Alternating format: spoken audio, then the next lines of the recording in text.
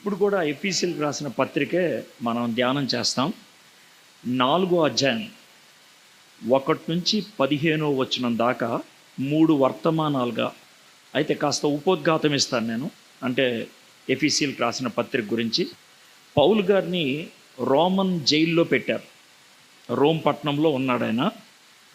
ఆయన్ని 2 సంవత్సరాలు జైల్లో పెట్టారు. జైలు అంటే మనం అనుకునేటువంటి జైలు లాగా ఉండదు. ఆయన మామూలుగా మనుషుల్ని కలవచ్చు, వాళ్ళతో వీళ్ళతో మాట్లాడచ్చు.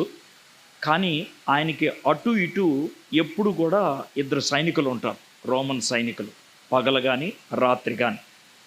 ఆ విధంగా ఆయన 2 సంవత్సరాలు రోమన్ కట్టుదిట్టంలో ఉన్నాడు.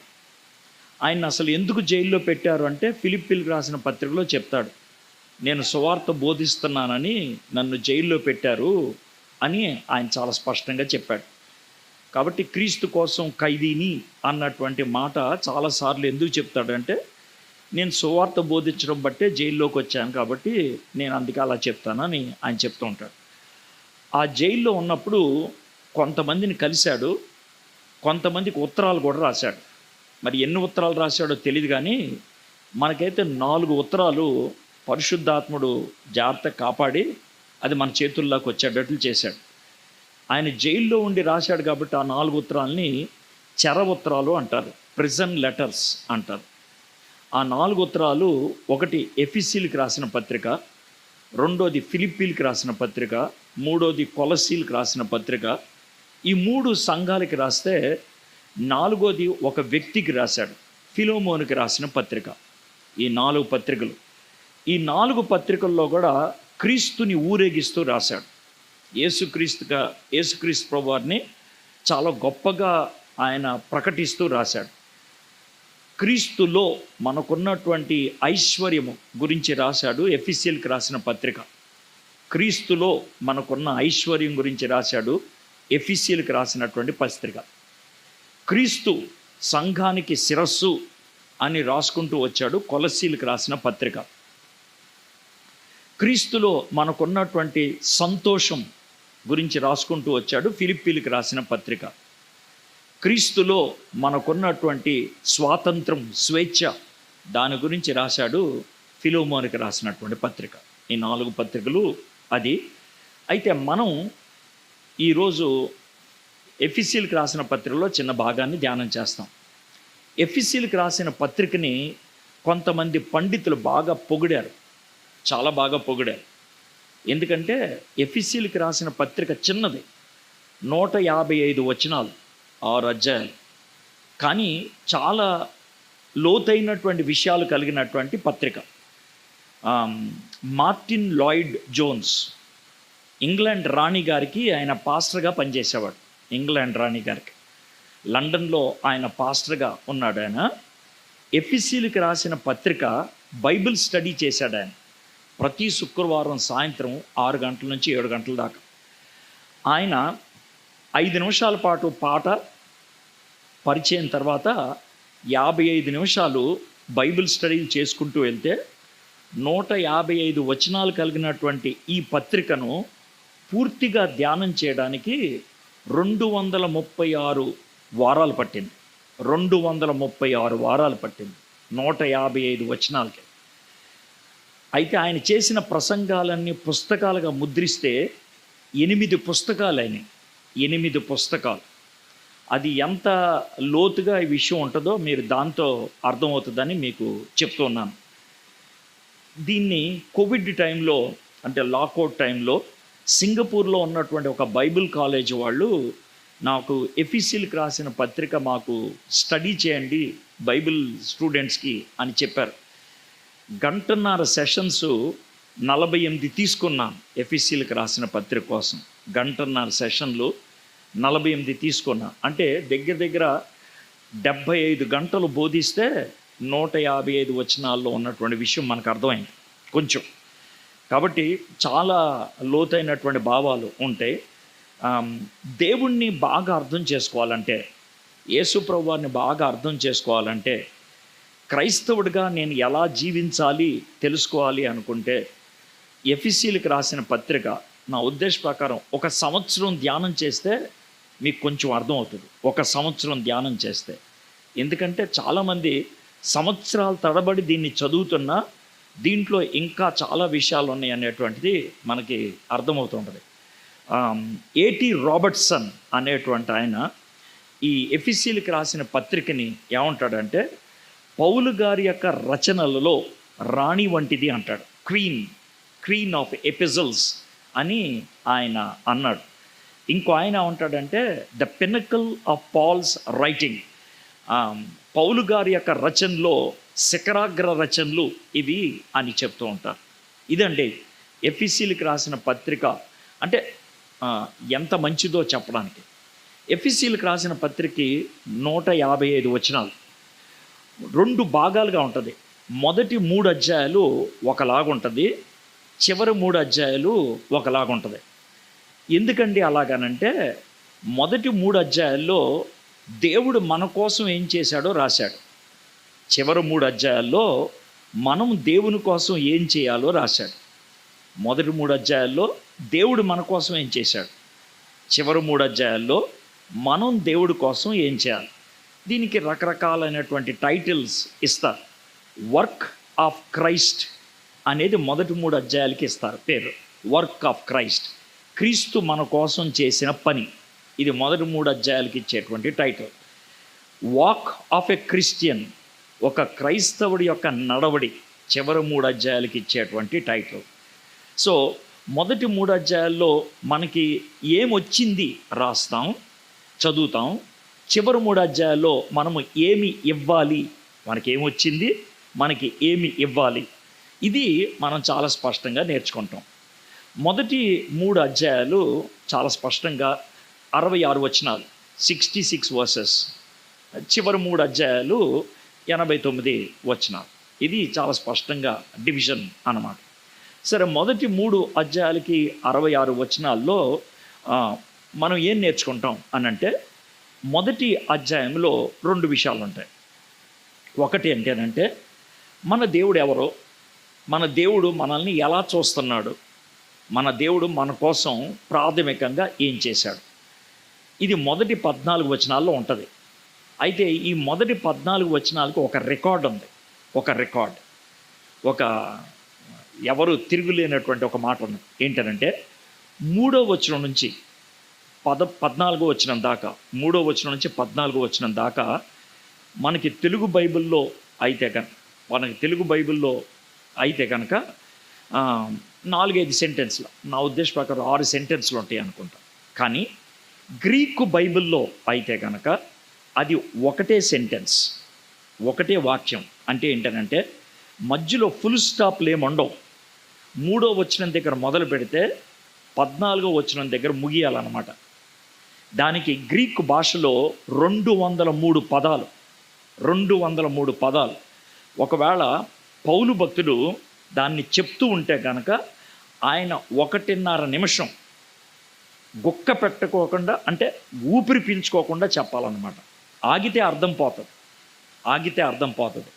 ఏముంటుంది సార్, అంత పెద్ద మాట ఏమి రాశాడు సార్ అని అంటే, నేను ఆ 203 మాటల మీద మీకు 3 ప్రసంగాలు చేశాను. మరి మీకు గుర్తుందో లేదో నాకు తెలియదు. తండ్రి దేవుడు మనల్ని ఏర్పరచుకున్నాడు, కుమారుడు మన కోసము తన ప్రాణాన్ని పెట్టి మనల్ని విమోచించాడు, పరిశుద్ధాత్ముడు కుమారుడు చేసినటువంటి కార్యాన్ని మన జీవితానికి ఆపాదించి మనల్ని దేవుని బిడ్డలు అని ముద్ర వేసి ధృవీకరించాడు. ఇది 14 వచనాలు. తండ్రి, కుమార, పరిశుద్ధాత్ముల్ని ఆయన సమానంగా గౌరవిస్తూ ఒకే సెంటెన్స్లో పెట్టి ఆయన ఆరాధించాడు. ఇది మొదటి 14 వచనాలు. ఇక 15వ వచనం నుంచి 23వ వచనం దాకా, చివరి భాగం దాకా మనకి ఏముంటుందంటే ప్రార్థన. పౌలు భక్తుడు గారు ప్రార్థన చేశారు. దేనికోసం ప్రార్థన చేశాడు? ఆత్మీయమైన జ్ఞానం కోసం ప్రార్థన చేశాడు. ప్రభువా, నువ్వు అంత గొప్ప దేవుడు కదా, నువ్వు అంత మహోన్నతమైనటువంటి దేవుడు కదా, నువ్వు సహాయం చేయకపోతే నువ్వెవరో మాకు అర్థం కాదు, నువ్వు సహాయం చేయకపోతే నీ యొక్క ప్రణాళిక ఏంటో మాకు అర్థం కాదు, నువ్వు మాకు సహాయం చేయకపోతే నీ చిత్తం ఏంటో మాకు తెలియదు, నీ చిత్తాన్ని తెలుసుకోవడానికి నీ జ్ఞానాన్ని మాకివ్వు ప్రభువా అని ఎఫ్ఎస్సిలో ఉన్నటువంటి విశ్వాసులందరి కోసం ప్రార్థన చేశాడు. ఇది రెండో భాగం. సో మొదటి అధ్యాయం అయిపోయింది. ఇక రెండో అధ్యాయంలోకి వచ్చేప్పటికి మొదటి 10 వచనాల్లో, రెండో అధ్యాయంలో మొదటి 10 వచనాల్లో మన పూర్వస్థితి ఏంటి, మన జీవితంలో ఏం జరిగింది, ఇప్పుడు మనం ఏమై ఉన్నాం, 3 కాలాల గురించి మాట్లాడాడు. మనం ఒకప్పుడు పాపములో చచ్చిన వారం, ఇది మొదటి 3 వచనాలు. 4వ వచనంలో అయితే దేవుడు మనల్ని మహాప్రేమను బట్టి మనల్ని క్రీస్తుతో కూడా జీవింప చేయటానికని ఆయన ఏం చేశాడు, యేసుక్రీస్తులో మనల్ని ఏ విధంగా రక్షించాడు, క్రీస్తు ప్రభువారి యందు విశ్వాసం ఉంచడం బట్టి, ఆయన మన మీద చూపించిన కృపను బట్టి కేవలం విశ్వాసం ద్వారానే మనం రక్షింపబడ్డాం. మనం ఎవరు కూడా కాళ్ళు రెగరేసుకోవడానికి ఏమీ లేదు, మనం ఏదో గొప్పలు పోవడానికి ఏమీ లేదు అని చాలా స్పష్టంగా రాశాడు. ఇది ప్రస్తుతం. ఇక మూడోది, మరి దేవుడు మనల్ని ఎందుకు రక్షించాడు, దేవుడు రక్షించడంలో తన యొక్క ఉద్దేశం ఏంటి, ముందుగా మనం ఏ పనులు చేయాలని దేవుడు సిద్ధపరిచాడో ఆ సిద్ధపరిచిన పనులు చేయడానికి కోసం మనం రక్షించాడు. ఇది మొదటి 10 వచనాలు. ఇక 11వ వచనం నుంచి 22వ వచనం దాకా రక్షింపబడినటువంటి మనమంతా కూడా, జాగ్రత్త వినండి, రక్షింపబడినటువంటి మనమంతా కూడా ఒక శరీరంగా మారాలి, ఒక సంఘంగా మారాలి, ఒక పట్టణంగా మారాలి, ఒక భవంతిగా మారాలి. ఒక శరీరంగా మారితే క్రీస్తు మనకి శిరస్సు అవుతాడు. ఒక భవంతిగా మారితే దేవుడు మనలో వశిస్తాడు. ఇది ఆయన చెప్పినటువంటి మాట, ఆయన బోధించినటువంటి విషయం. సెకండ్ భాగంలో యూదుడని యూదేతరుడని, పురుషుడని స్త్రీ అని, చదువున్న వాళ్ళని చదువు లేని వాళ్ళని, క్రీస్తులోకి వచ్చిన తర్వాత అవేమీ పనిచేయవు, మనందరం కూడా ఒకటి. ఇది రెండో అధ్యాయం అండి. ఇక మూడో అధ్యాయం, మొదటి 13 వచనాల్లో మూడో అధ్యాయంలో, అయ్యా ఇది మర్మం, ఏది, యేసుక్రీస్తులో యూదుడు యూదేతరుడు ఒకడవటం ఏంటి, వాళ్ళిద్దరి మధ్యన ఉన్నటువంటి గోడ పగిలిపోవటం ఏంటి, ఇది మర్మం. ఇది నేను సొంతగా రాసింది కాదు, నాకేదో జ్ఞానం వస్తే రాసింది కాదు, దేవుడు నాకు బయలుపరిచాడు. దేవుడు నాకు బయలుపరిచాడు. ఆ బయలుపరిచినటువంటి విషయాన్ని మీకు రాస్తున్నాను. ఇది నా సొంత జ్ఞానం కాదు, యూదులమైన యూదేతరులమైన మనము ఒకటి అని రాయటానికి దేవుడు నన్ను ఏర్పరచుకున్నాడు. ఇది మొదటి 13 వచనాలు. ఇక 14వ వచనం నుంచి 21వ వచనం దాకా, ఇది మూడో అధ్యాయం చివర, 14 నుంచి 21 దాకా. దాంట్లో ఏముంటుంది, అయితే మనం ఇప్పుడు ఏం చేయాలి, బాగా ప్రార్థన చేయాలి. ఎందుకు ప్రార్థన చేయాలి, 4 విషయాల కోసం ప్రార్థన చేయాలి. మొదటిది, నాలో మీ అందరిలో కూడా పరిశుద్ధాత్ముడు అంతర్గత బలాన్ని ఇవ్వాలి, లోన బలాన్ని ఇవ్వాలి. రెండోది, యేసుక్రీస్తు ప్రభువారు లోన సంతోషంగా ఉండాలి. 3, దేవుని యొక్క తండ్రి యొక్క ప్రేమ ఎంత గొప్పదో మనందరం కలిసి అనుభవించాలి.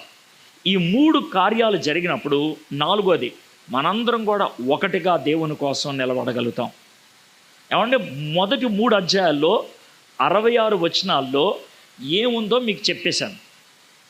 మీరు ఒకవేళ ఇప్పుడు దాకా వినకపోయినా స్పష్టంగా, మొదటి అధ్యాయం మన దేవుడు ఎవరో, ఆయన మన కోసం ఏం చేశాడు, ఆయనకున్నటువంటి ఔన్నత్యత ఏంటి, ఆయనకున్నటువంటి గొప్పతనం ఏంటి, తండ్రి మనల్ని ఏర్పరచుకున్నాడు, కుమారుడు మన కోసం రక్తాన్ని చిందించి రక్షణ కార్యం చేశాడు.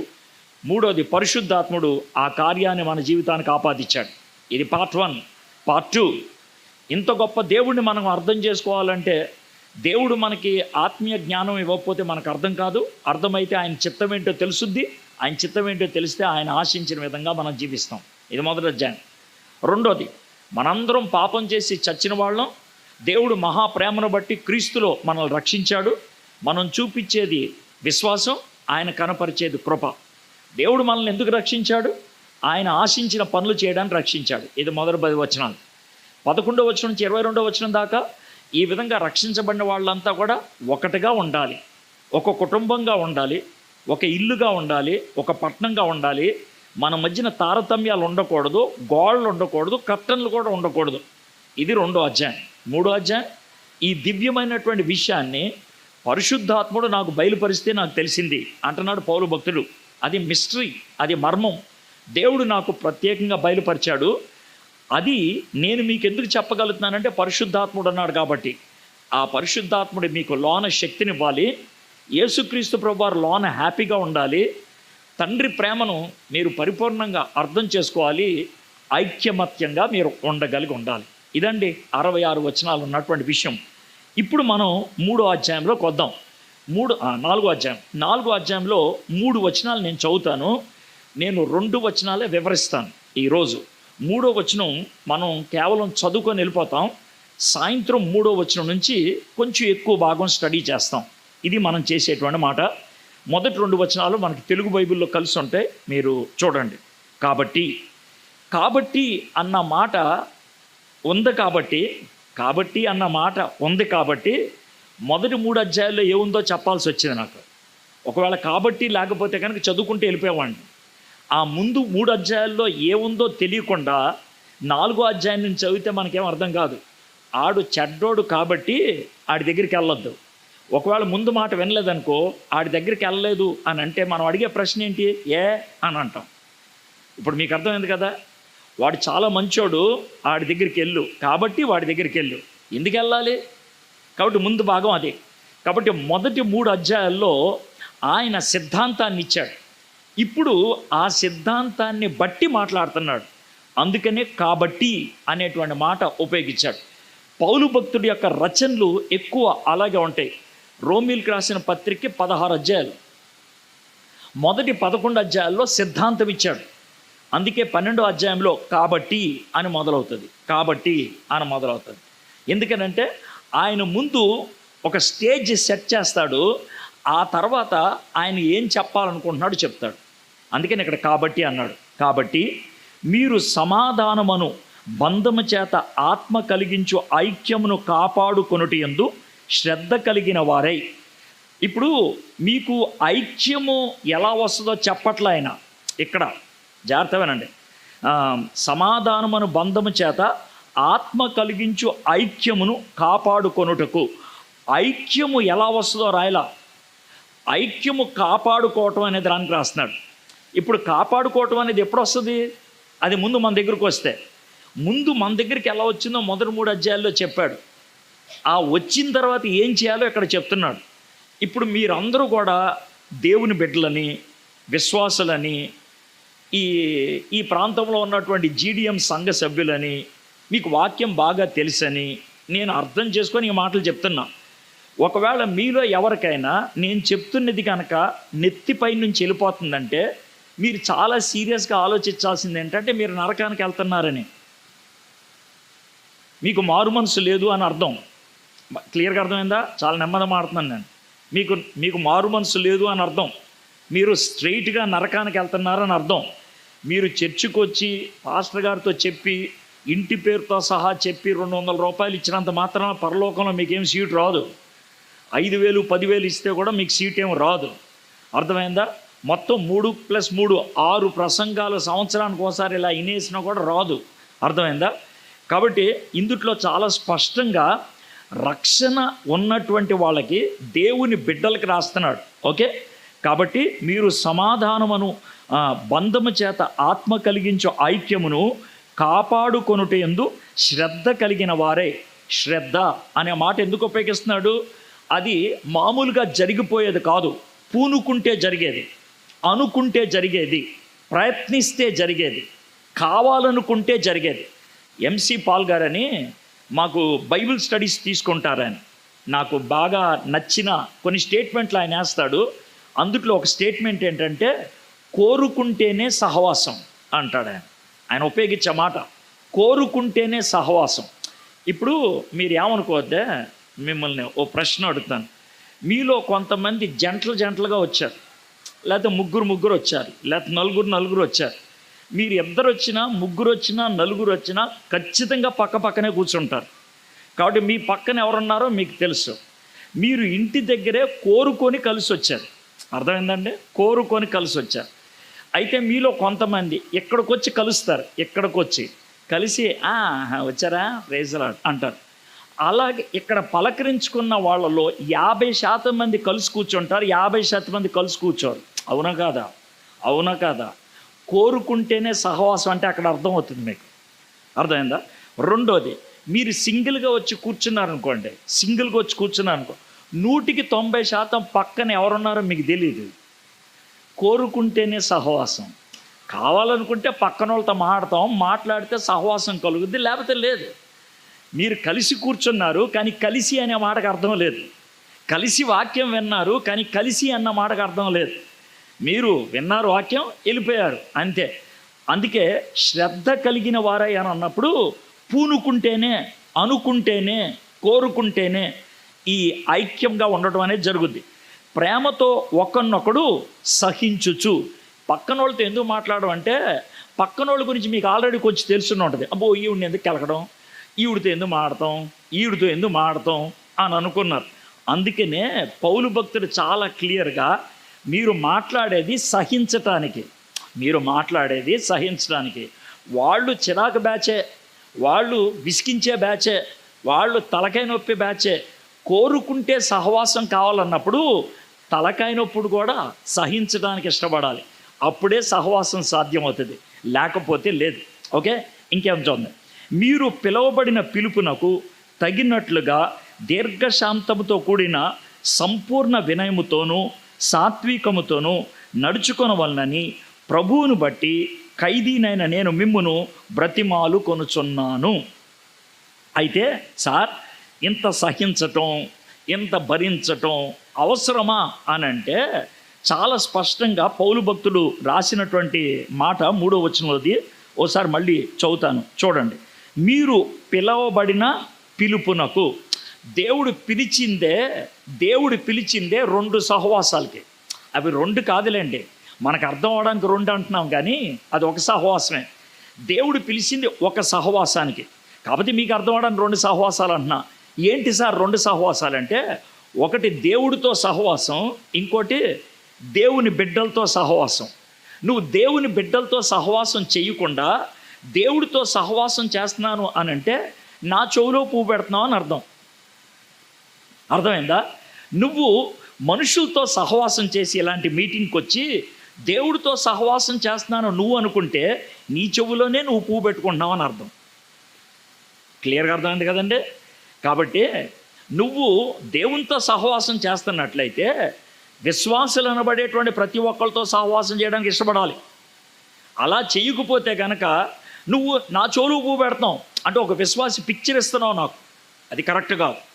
కొంతమంది ఇలాగ ఫెలోషిప్లో ఉండిపోతూ చక్కగా అందరితో మాట్లాడి దేవుడితో మాట్లాడకుండా ఉంటే నీ చెవులో నువ్వే పువ్వు పెట్టుకుంటున్నావు అని అర్థం. కాబట్టి మనం పిలువబడింది ఒక సహవాసానికే.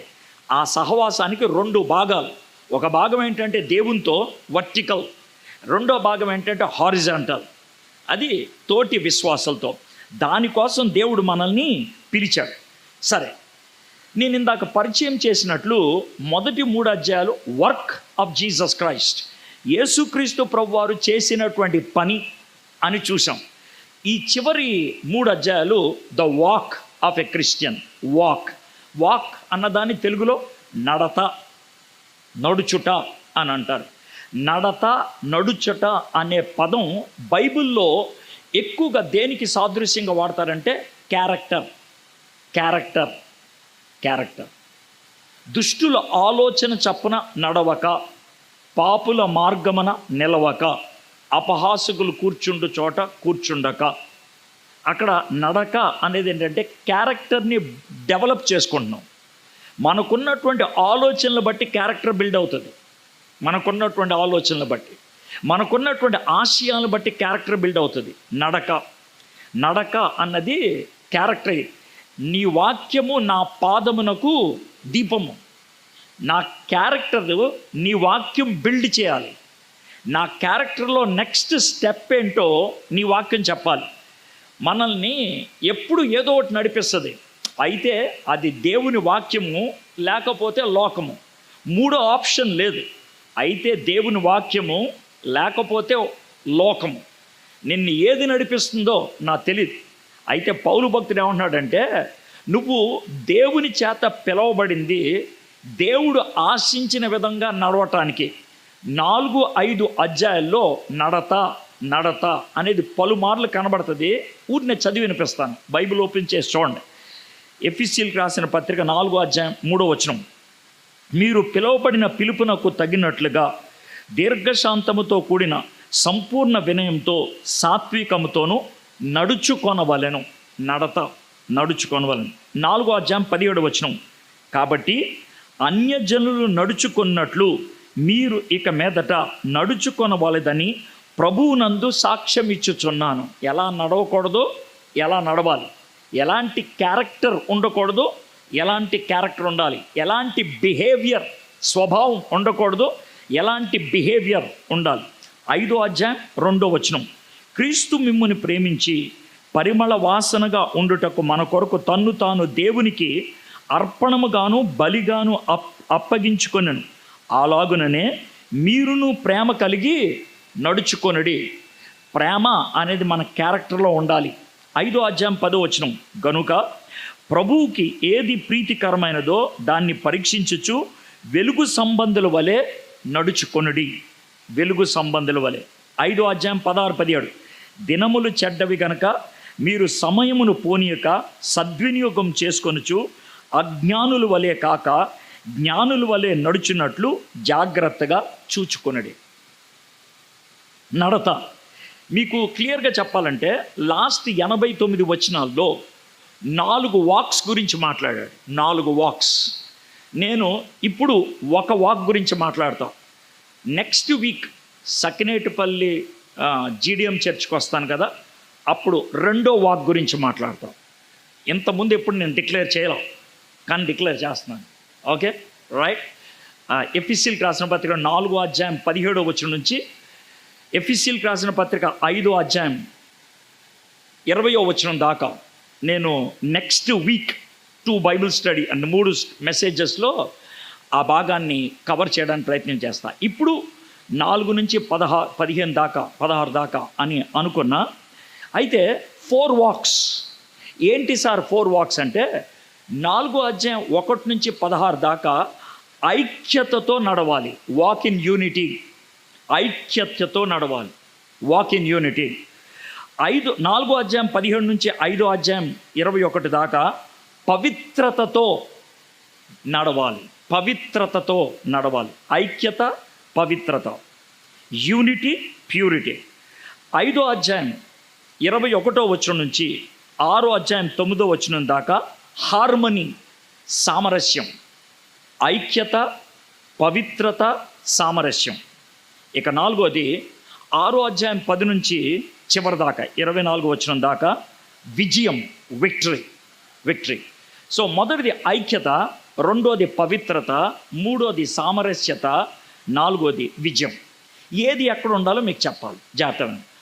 ఐక్యత ఉండాల్సిందే సహవాసములో, పవిత్రత ఉండాల్సింది వ్యక్తిగత జీవితంలో, సామరస్యత ఉండాల్సింది సంబంధాలలో, భార్యాభర్తల మధ్యన సంబంధం, తల్లిదండ్రులకి పిల్లలకి మధ్యన ఉన్నటువంటి సంబంధం, పనోళ్ళు యజమానులకి మధ్యన ఉన్నటువంటి సంబంధం. ఇది అక్కడ సామరస్యత ఉండాలి. సో మొదటిది ఐక్యత సహవాసంలో, పవిత్రత జీవితంలో, సామరస్యత సంబంధాలలో. అప్పుడు సాతాను ముందు నిలబడి విజయాన్ని సాధించే వాళ్ళం అవుతాం. ఇది లాస్ట్. ఇవి 4 వాక్స్. ఎంత క్లియర్? జాన్ స్టార్ట్ గారు దీన్ని చెప్పడం జరిగిందనమాట. జాన్ స్టార్ట్ గారు ఇంకొక విషయం చెప్పారు. ఏమన్నారంటే, ఎఫెసీయులకు రాసిన పత్రిక మొదటి 3 అధ్యాయాలు ఒకవేళ నిర్గమాకాండం అయితే, నిర్గమాకాండం నుంచి ద్వితీయోపదేశకాండం దాకా అయితే 4 కాండాలు అయితే, ఎఫెసీయులకు రాసిన పత్రిక 4వ అధ్యాయం నుంచి 6వ అధ్యాయం దాకా యెహోషువ గ్రంథం అన్నాడు. ఆయన ఆ మాట చెప్పినప్పుడు నాకేం అర్థం కాల. అయితే ఆయన వివరించడం మొదలుపెట్టాడు. అప్పుడు నాకు బాగా అర్థమైంది. ఏమన్నాడంటే, మనకి నిర్గమాకాండం నుంచి ద్వితీయోపదేశకాండం దాకా అర్థమయ్యేది ఏంటంటే, దేవుడు ఒక జనాంగాన్ని తన కోసం వేరుపరుచుకొని వాళ్ళని బంధకాల్లోంచి బయటికి తీసుకొచ్చి, ఐగుప్తి బానిసత్వంలోంచి బయటికి తీసుకొచ్చి అనేక పాఠాలు వాళ్ళకి నేర్పించి ఎలా ఉండాలో జీవించాలి అన్నీ కూడా వివరించి వాళ్ళకున్నటువంటి ఆధిక్యతలు ఏంటో అన్నీ చెప్పి మోషే గారు చచ్చిపోయి వెళ్ళిపోయాడు. ఎక్కడ దాకా? యోర్దాను నది దాకా వచ్చి, యోర్దాను నది దాటిన తర్వాత ఇక వాళ్ళు చేయాల్సిన పని ఏంటి? పాపంలోకి కృంగిపోకుండా, గొడవలు పెట్టుకోకుండా, రాజీ పడిపోకుండా వాళ్ళు అక్కడ ఉన్నటువంటి 10 రాజుల మీద యుద్ధం చేసి వాళ్ళు గెలవాలి. సో అది మనం చివరి 3 అధ్యాయాల్లో మనం చూడగలుగుతాం అన్నమాట. ఏంటంటే దేవుడు మన కోసం ఏం చేశాడు, ఇది మనకి ద్వితీయోపదేశకాండం దాకా. మనం ఏం చేయాలి? యెహోషువ గ్రంథం స్పిరిచువల్ వార్ఫేర్ అంటారు యెహోషువ గ్రంథానికి ఒక టైటిల్ లాగా. ఏ విధంగా ఇశ్రాయేలీలు దేవుడు ఆ దేశంలోకి తీసుకెళ్ళిన తర్వాత ఆ దేశాన్ని స్వతంత్రించుకోవడానికి యుద్ధాలు చేసి వాటిపై విజయాన్ని సాధించి ఆ దేశాన్ని స్వతంత్రించుకున్నారో, అదేవిధంగా రక్షింపబడినటువంటి మనము శోధనల మీద, సాతాను మీద, లోకం మీద పోరాడి విజయాన్ని సాధించి దేవుడు అనుగ్రహించేటువంటి రక్షింపబడిన వ్యక్తులకు వచ్చేటువంటి ఐశ్వర్యాన్ని మనం ఆస్వాదించగలిగి ఉండాలి, మనం అనుభూతిని పొందగలిగి ఉండాలి. మీలో చాలామంది రక్షింపబడ్డారు కాదనట్లేదు, కానీ రక్షణ అనుభూతి మీకు లేదు. మీలో చాలామంది రక్షింపబడ్డారు, కానీ ఆ ఆనందం మీకు లేదు. మీలో చాలామంది రక్షింపబడ్డారు, దేవుని యొక్క ఆ సాన్నిధ్యాన్ని జుంటె తేనె దారాల కంటే మధురమైనది అని పాటలు పాడతారు, కానీ అది పాట వరకే ఆగిపోయింది. నీ సన్నిధిలో గడుపుట ఒక రేయి చాలు అని పాటలు పాడతారు, కానీ మనము అది అనుభూతిగా లేదు. ఎందుకు అనంటే శోధన మీద, సాతాను మీద, శరీరం మీద, లోకం మీద విజయాన్ని యుద్ధం ద్వారా సాధించాలి. అది ఎప్పుడు సాధ్యమవుతుందంటే ఈ 3 ఉంటే. ఏంటది? సంఘములో ఐక్యత, వ్యక్తిగత జీవితంలో పవిత్రత, సంబంధాలలో సామరస్యత. ఈ 3 ఏది కొదువైనా సాతాను ముందు నిలబడటానికి అవకాశం ఉండదు. మీరు సింపుల్గా ఆలోచించండి.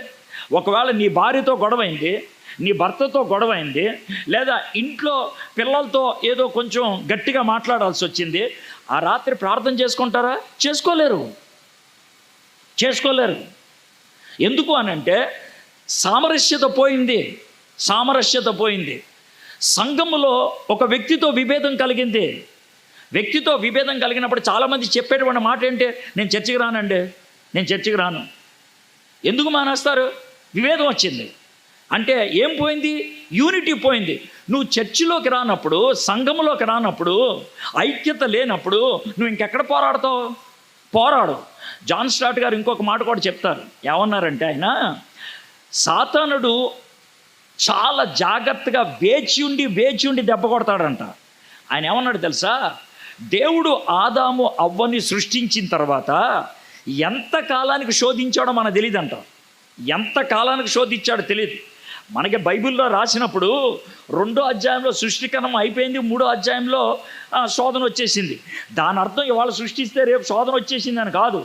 బహుశా మధ్యలో నెలలు గడిచాయేమో, సంవత్సరాలు గడిచాయేమో, నాకు తెలీదు, ఎవరికీ తెలీదు. మనకి అది తెలుసుకోవాల్సిన పని కూడా లేదు. అయితే ఒకటి మాత్రం మనం తెలుసుకోవాలి. ఏంటనంటే ఎప్పుడైతే ఆదాము ఒక చోట, అవ్వ ఒక చోట ఉన్నారో, ఎందుకున్నారో తెలియదు మనకి. ఏ కారణం చేత వాళ్ళు వేరువేరుగా ఉన్నారో తెలియదు. అంటే వాళ్ళిద్దరి మధ్యన ఏదో గొడవ అయిందని నేను అంటలా. గొడవ అయితే అప్పుడే శోధన అయిపోయినట్లు అర్థం.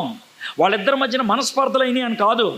ఏదో మంచి కారణంతో వెళ్ళాడేమో, నేను కొద్దిసేపు పడుకుంటాను అన్నాడేమో, ఈ ఒక్కతే ఒంటరిగా తిరుగుతుందేమో. ఆ ఒంటరిగా ఉన్నప్పుడు సాతానుడు చూసి ఆమె మీద దెబ్బేశాడు. ఎప్పుడైతే నువ్వు ఒంటరి అవుతావో అప్పుడు నీ మీద అటాక్ చేయటం అనేది జరుగుద్ది. నేను ఈ యానిమల్ ప్లానెట్ అంటారు కదా, యానిమల్ ప్లానెట్ అనే ఒక ఛానల్, అప్పుడప్పుడు అది చాలా రేర్లేండి, రోజు చూస్తాను అనుకోవద్దు, మేబీ 2 నెలలకు ఒకసారి చూస్తానేమో, నాకు తెలియదు, ఓ పావు గంట అరగంట. యూజువల్గా నేను చూసేది ఏంటంటే హంటింగ్ అంటారు. హంటింగ్ అంటే ఒక దుప్పిని కానీ, ఒక లేడిని కానీ, లేకపోతే ఒక చిన్న జంతువుని, ఒక చీట, ఒక చిరతపులి, లేకపోతే ఒక సింహం ఏ విధంగా అటాక్ చేస్తుందో, అటాక్ చూడటం పెద్ద బాగోదు, ఎందుకంటే దాన్ని చంపేస్తుంది. కానీ దీంట్లో ఏమంటారంటే గ్రేట్ ఎస్కేప్ చూపిస్తాడు. అంటే దాన్ని ఏ విధంగా తప్పించుకొని వెళ్ళిపోయిందో చూపిస్తాడు. అది బాగుంటుంది, ఎందుకంటే హ్యాపీ ఎండింగ్ ఉంటుంది. అది చంపేస్తే కానీ బాధ ఉంటుంది. అందుకే ఆ హ్యాపీ ఎండింగ్ ఉన్న ఎపిసోడ్స్ నేను చూస్తాను కొన్ని. అయితే నాకు అర్థమైంది ఏంటంటే ఈ చీటా కానీ, లేకపోతే ఈ సింహం కానీ, లయన్ కానీ, టైగర్ కానీ, పులి కానీ ఎప్పుడు ఒక జంతువుని అటాక్ చేస్తుందంటే అది ఒంటరిగా ఉన్నప్పుడు. ఇప్పుడు గుంపుగా వెళ్తూ ఉంటే దాని మీద పడదు, ఏదో ఒకటి కొంచెం లేట్ అవుతుంది, దాని మీద పట్టడానికి ప్రయత్నం చేస్తుంది. అర్థమైందా? కాబట్టి యూనిటీ ఎంత ప్రాముఖ్యమైనదో మీకు తెలియడానికని ఎగ్జాంపుల్ చెప్తున్నాను. మీ లైఫ్లో ఎందుకు పడిపోయారు, మీ లైఫ్లో ఎందుకు ఎదగలేకపోతున్నారు, ఎందుకు అని అంటే అతి ప్రాముఖ్యమైన ప్రమాణాన్ని ఒకటి మర్చిపోయారు మీరు. కలిసి ఉంటేనే సాధ్యం, కలిసి ఉంటేనే అప్పుడే అది సాధ్యం అవుతుంది.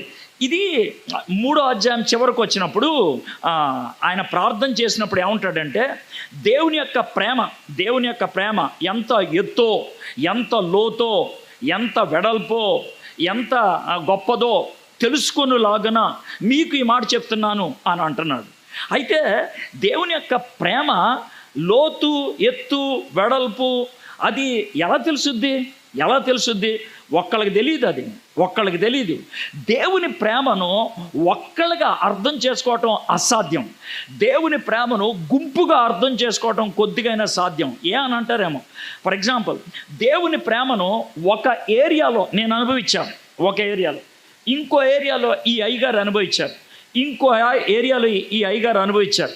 మేము ముగ్గురం కూడా సహవాసం కలిగి దేవుని ప్రేమను ఎలాగా అనుభవించామో షేర్ చేసుకుంటున్నప్పుడు, పంచుకున్నప్పుడు, సాక్ష్యంగా చెప్పినప్పుడు, అనుభూతిగా చెప్పినప్పుడు దేవుని ప్రేమ 3 నాకు అర్థం అవుతుంది. ఎందుకంటే ఇద్దరు తెలిసారు కదా.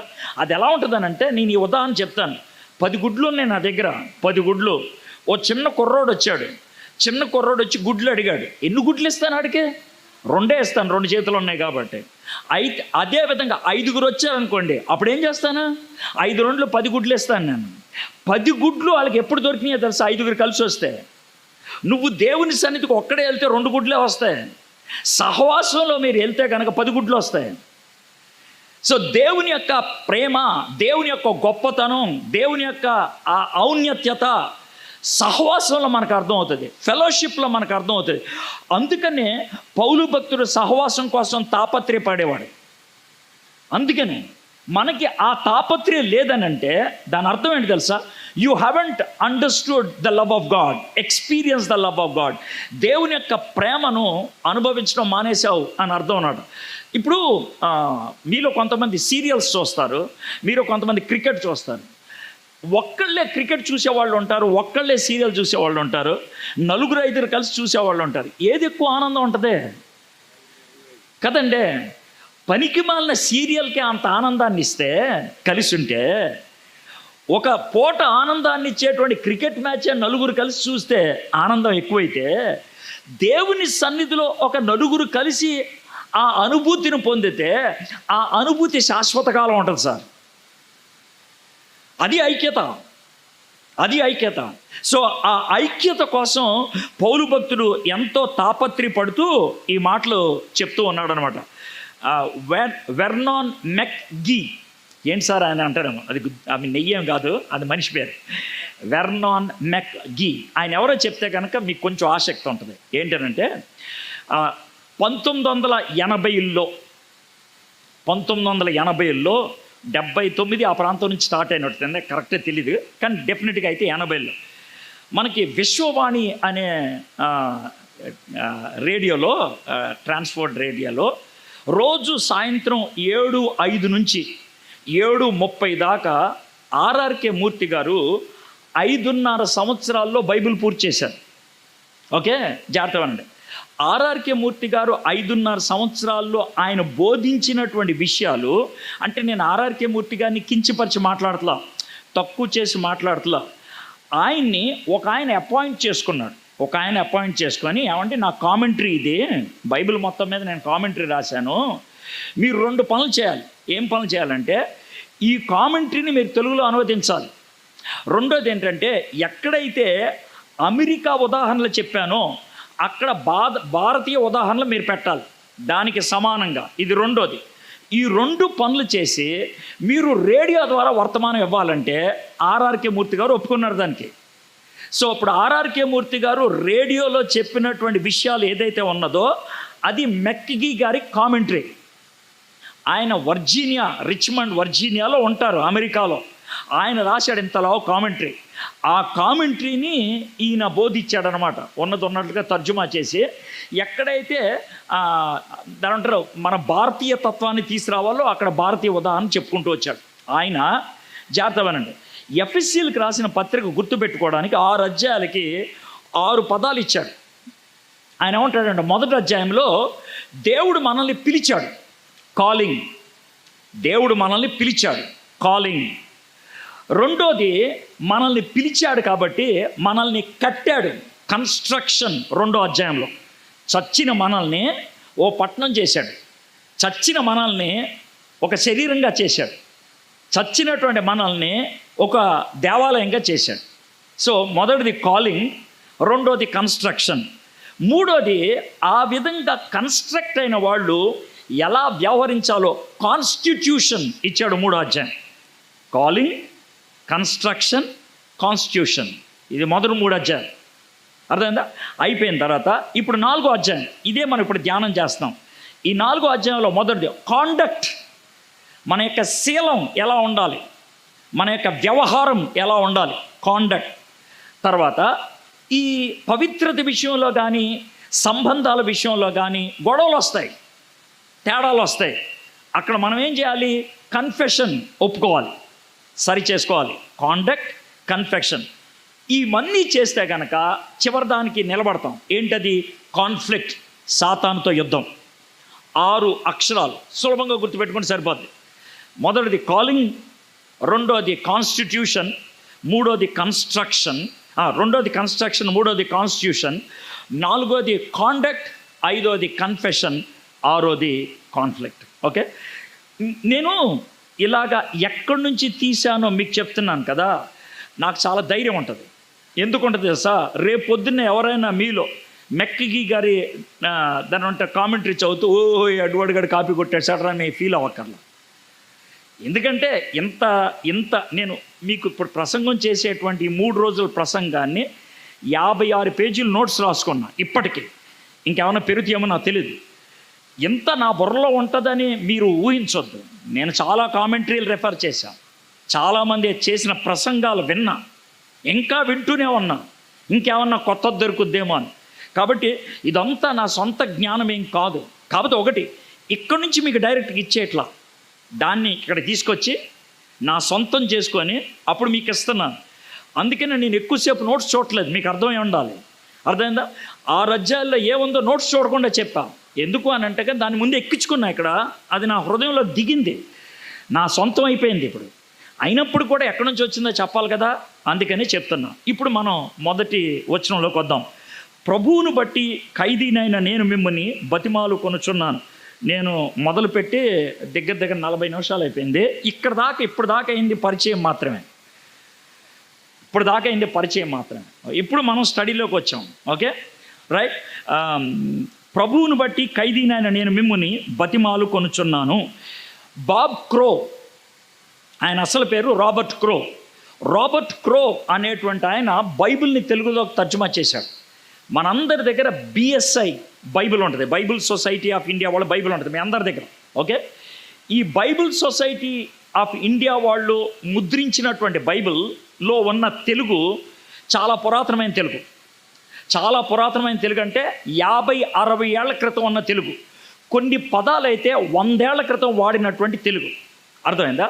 అయితే ఇంగ్లీష్ బైబిల్ని ప్రతి 5 సంవత్సరాలకి ఎవరో ఒకళ్ళు కొత్తగా అంటే కొత్త పదాల్ని సమకూరుస్తూ కొత్త తర్జుమాలు చేసుకుంటూ వస్తున్నారు. తెలుగులో ఇప్పటికీ 6 తర్జుమాలు వచ్చినాయి. ఇప్పటికి ఎన్ని వచ్చాయి? 6 తర్జుమాలు వచ్చినాయి. మనకు ఒకటి తెలుసు, బిఎస్ఐ వాళ్ళది. బిఎస్ఐ వాళ్ళు కాకుండా ఇంకా 5 తర్జుమాలు ఉన్నాయి. అర్థమైందా? ఈ 5 తర్జుమాల్లో నాకు బాగా నచ్చింది బాబ్ క్రో గారి తర్జుమా. అర్థమైందా? గ్రేస్ బైబిల్ అంటారు దాన్ని. మీకు యాప్ కూడా ఉంటుంది, కొనుక్కోకర్లా డౌన్లోడ్ చేసేసుకోవచ్చు ఉచితంగా. తెలుగు బైబిల్ ఉంటుంది, ఇంగ్లీష్ బైబిల్ కూడా ఉంటుంది. నేను ఆ వచనాన్ని బాబ్ క్రో గారి తర్జుమాలో నేను చదివి వినిపిస్తాను. మీకు అందిన పిలుపులకు తగినట్లుగా నడుచుకోవాలని ప్రభువులో ఖైదీనైన నేను మిమ్ములను బ్రతిమాలుతున్నాను. ఇది మామూలు భాష. ఇప్పుడు ఎంత సులభంగా ఉందో చూడండి. మీకు అందిన పిలుపునకు తగినట్లుగా నడుచుకోవాలని ప్రభువులో ఖైదీనైన నేను మిమ్ములను బ్రతిమలాడుతున్నాను. మీరు తెలుగు బైబిల్ వాడండి, దాన్ని మానేయద్దు. కాబట్టి ఒక్క తెలుగు బైబిలే కాకుండా రెండో తెలుగు బైబిల్ కూడా తెచ్చుకోండి, బాగుంటుంది. ఎందుకంటే ఇందుట్లో అర్థం కానీ దాంట్లో అర్థం అవుతుంది. దాంతో ఇది బాగా వెలుగులోకి వస్తుంది మనకి. దీన్ని ఒకవేళ కొనుక్కోవాలనుకుంటే జీవన్ జ్యోతిలో కూడా దొరుకుద్ది. వ్యాఖ్యాన సాహితీ అని అమ్ముతారు దాన్ని, అర్థమైందా? 650 రూపాయలు ఇంతలా ఉంటుంది, పచ్చట్టు ఉంటుంది, అర్థమైందా? అది కొనుక్కొని దాంట్లో మీరు ఒకవేళ ధ్యానం చేయాలంటే కూడా బాగుంటుంది.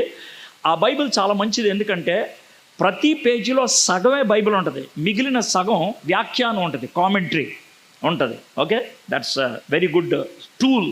మీకు సులభంగా టూల్ ఒకటి వచ్చేస్తుంది ఇంటికి, మీరు చదువుకోవడానికి వీలవుతుంది.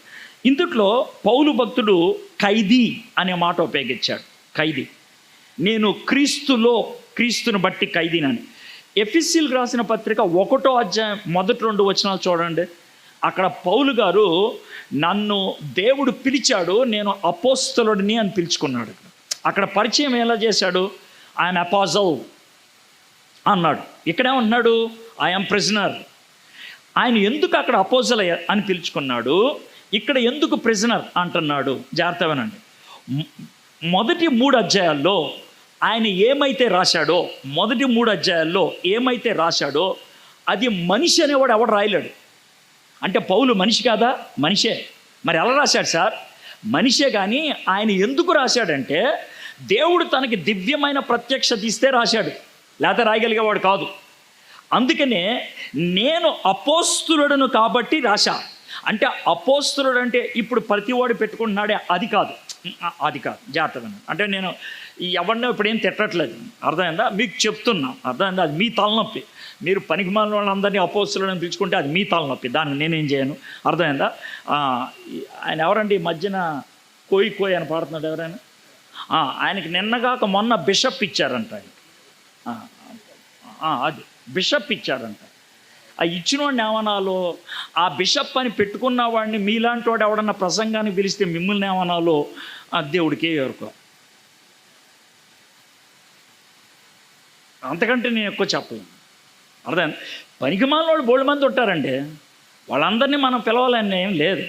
ఇక్కడే పాలకొల దగ్గర ఒక ఆయన ఓసారి మీటింగ్కి వచ్చా, కొంచెం పాలకొల నుంచి లోనికి వెళ్ళాలి, ఆ ఊరి పేరు చెప్తే బాగోదులేను. వెళ్ళాను, జనం బాగొచ్చారు. వచ్చిన తర్వాత ఆయన మళ్ళీ హోటల్కి వచ్చి గిఫ్ట్ ఇస్తూ ఏమన్నాడంటే, మీరు చాలా మంచివాళ్ళు సార్, ఏమి డిమాండ్లు లేకుండా వస్తున్నారు, ఎక్కడ ఉండమంటే అక్కడ ఉంటున్నారు సార్, వచ్చే సంవత్సరం మనం కొంచెం భారీగా 3 రోజులు మీటింగ్ పెడదాం సార్ అని ఒక సినిమా యాక్టర్ పేరు చెప్పాడు. ఆయన కూడా పిలుస్తాను సార్ అన్నాడు. బాగానే ఉంది సార్, నన్ను పిలుస్తానన్నారు, 3 రోజులు మీటింగ్ పెడతానన్నారు, బాగానే ఉంది. మధ్యలో ఆ సినిమా యాక్టర్ ఎందుకు సార్ అన్నా అని అంటే, కొంచెం జనం ఎక్కువ వస్తారన్నారు. అంటే షకీల్ అని పిలవండి సార్, ఇంకా ఎక్కువ వస్తారన్నా. ఎలాగన్నా నాకేం అభ్యంతరం లేదు సార్, అమ్మాయితో 2 పాటలు క్యాబరా డ్యాన్స్ వేయించండి, ఆ తర్వాత నెక్స్ట్ నేను వచ్చి వాక్యం చెప్పండి చెప్పేస్తాను సార్, నాకేం సిగ్గులేదు. మన బతికే అది ఒకప్పుడు. కాబట్టి నాకేం బాధలేదు, లింక్ కూడా బాగా ఇచ్చుకుంటాను. అంటే ఆయన మొహం ఎక్కడ పెట్టుకోవాలి అర్థం కాలేదు. ఆ తర్వాత ఆయన అలా చూస్తుంటే సిగ్గుండాలి నీకని అన్నా. నీకు సిగ్గుండాలా? జనం వస్తారనేసి ఎవన పడతాడని పిలుస్తావా? బుద్ధి ఉండదా నీకు అన్న. మీకు ఎందుకు చెప్తున్నానంటే, మీలో కొంతమందికి దురద ఉంటుంది. ఎప్పుడు ఈయన్నే పిలుస్తారే, ఆయన పిలవలేదే, జనం ఎక్కువ వస్తున్నారంటే, డైలాగులు బాగా వేస్తున్నాడంట అని అంటే, మనకు కావాల్సిన డైలాగులు కాదు, వాక్యం. ఆ విషయం గుర్తుపెట్టుకోండి, వాక్యం. ఓకే, కాబట్టి ఆ విధంగా పనికిరాదు. అపోస్తులుడు అని అన్నప్పుడు పౌలు భక్తుడికి ఉన్నటువంటి మాట ఏంటంటే, నేను దేవుని యొక్క పోస్ట్ మ్యాన్ని. మనకు అర్థమయ్యే భాషలో అపోస్తులుడు అంటే మనకు అర్థమయ్యే మాట. అపోస్తుల్లో పోస్ట్ ఉంది కదా, అంటే దాని నుంచి ఆ పదం వచ్చిందా అనొద్దు, అది గ్రీక్ భావం ఏం కాదు, నేను ఊరినే చెప్తున్నాను, అర్థమైందా? అపోస్తులుడు అంటే మనకు అర్థమయ్యే భాషలో చెప్పాలంటే దేవుని యొక్క పోస్ట్ మ్యాన్ని. పోస్ట్ మ్యాన్ చేసే పని ఏంటి?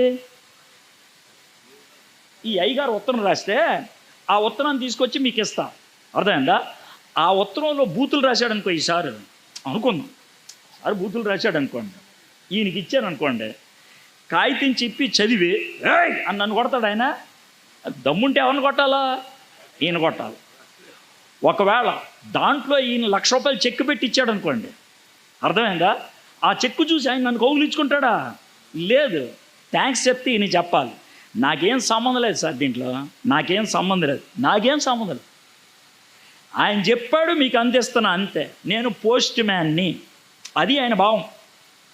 నేను అపోస్తులుడను అని అన్నప్పుడు భావం అది. దేవుడు నన్ను ఆ విధంగా ఎంచుకున్నాడు, దేవుడు నాకు బయలుపరిచాడు ఆత్మ ద్వారా, అది మీకు అందిస్తున్నా. మొదటి 3 అధ్యాయాలు అపోస్తులుడు అని చెప్పుకున్నాడు. ఇక చివరి 3 అధ్యాయాలకు వచ్చేప్పటికి నేను ఖైదీని అని చెప్తున్నాడు. ఎందుకని ఖైదీని అని చెప్తున్నాడు? పైగా ఎవరు ఖైదీని అని చెప్తున్నాడు? చివరిలో ఉంటుంది, 3వ వచనం చివరిలో ఉంటుంది, ప్రభువుని బట్టి. ఎవరిని బట్టి?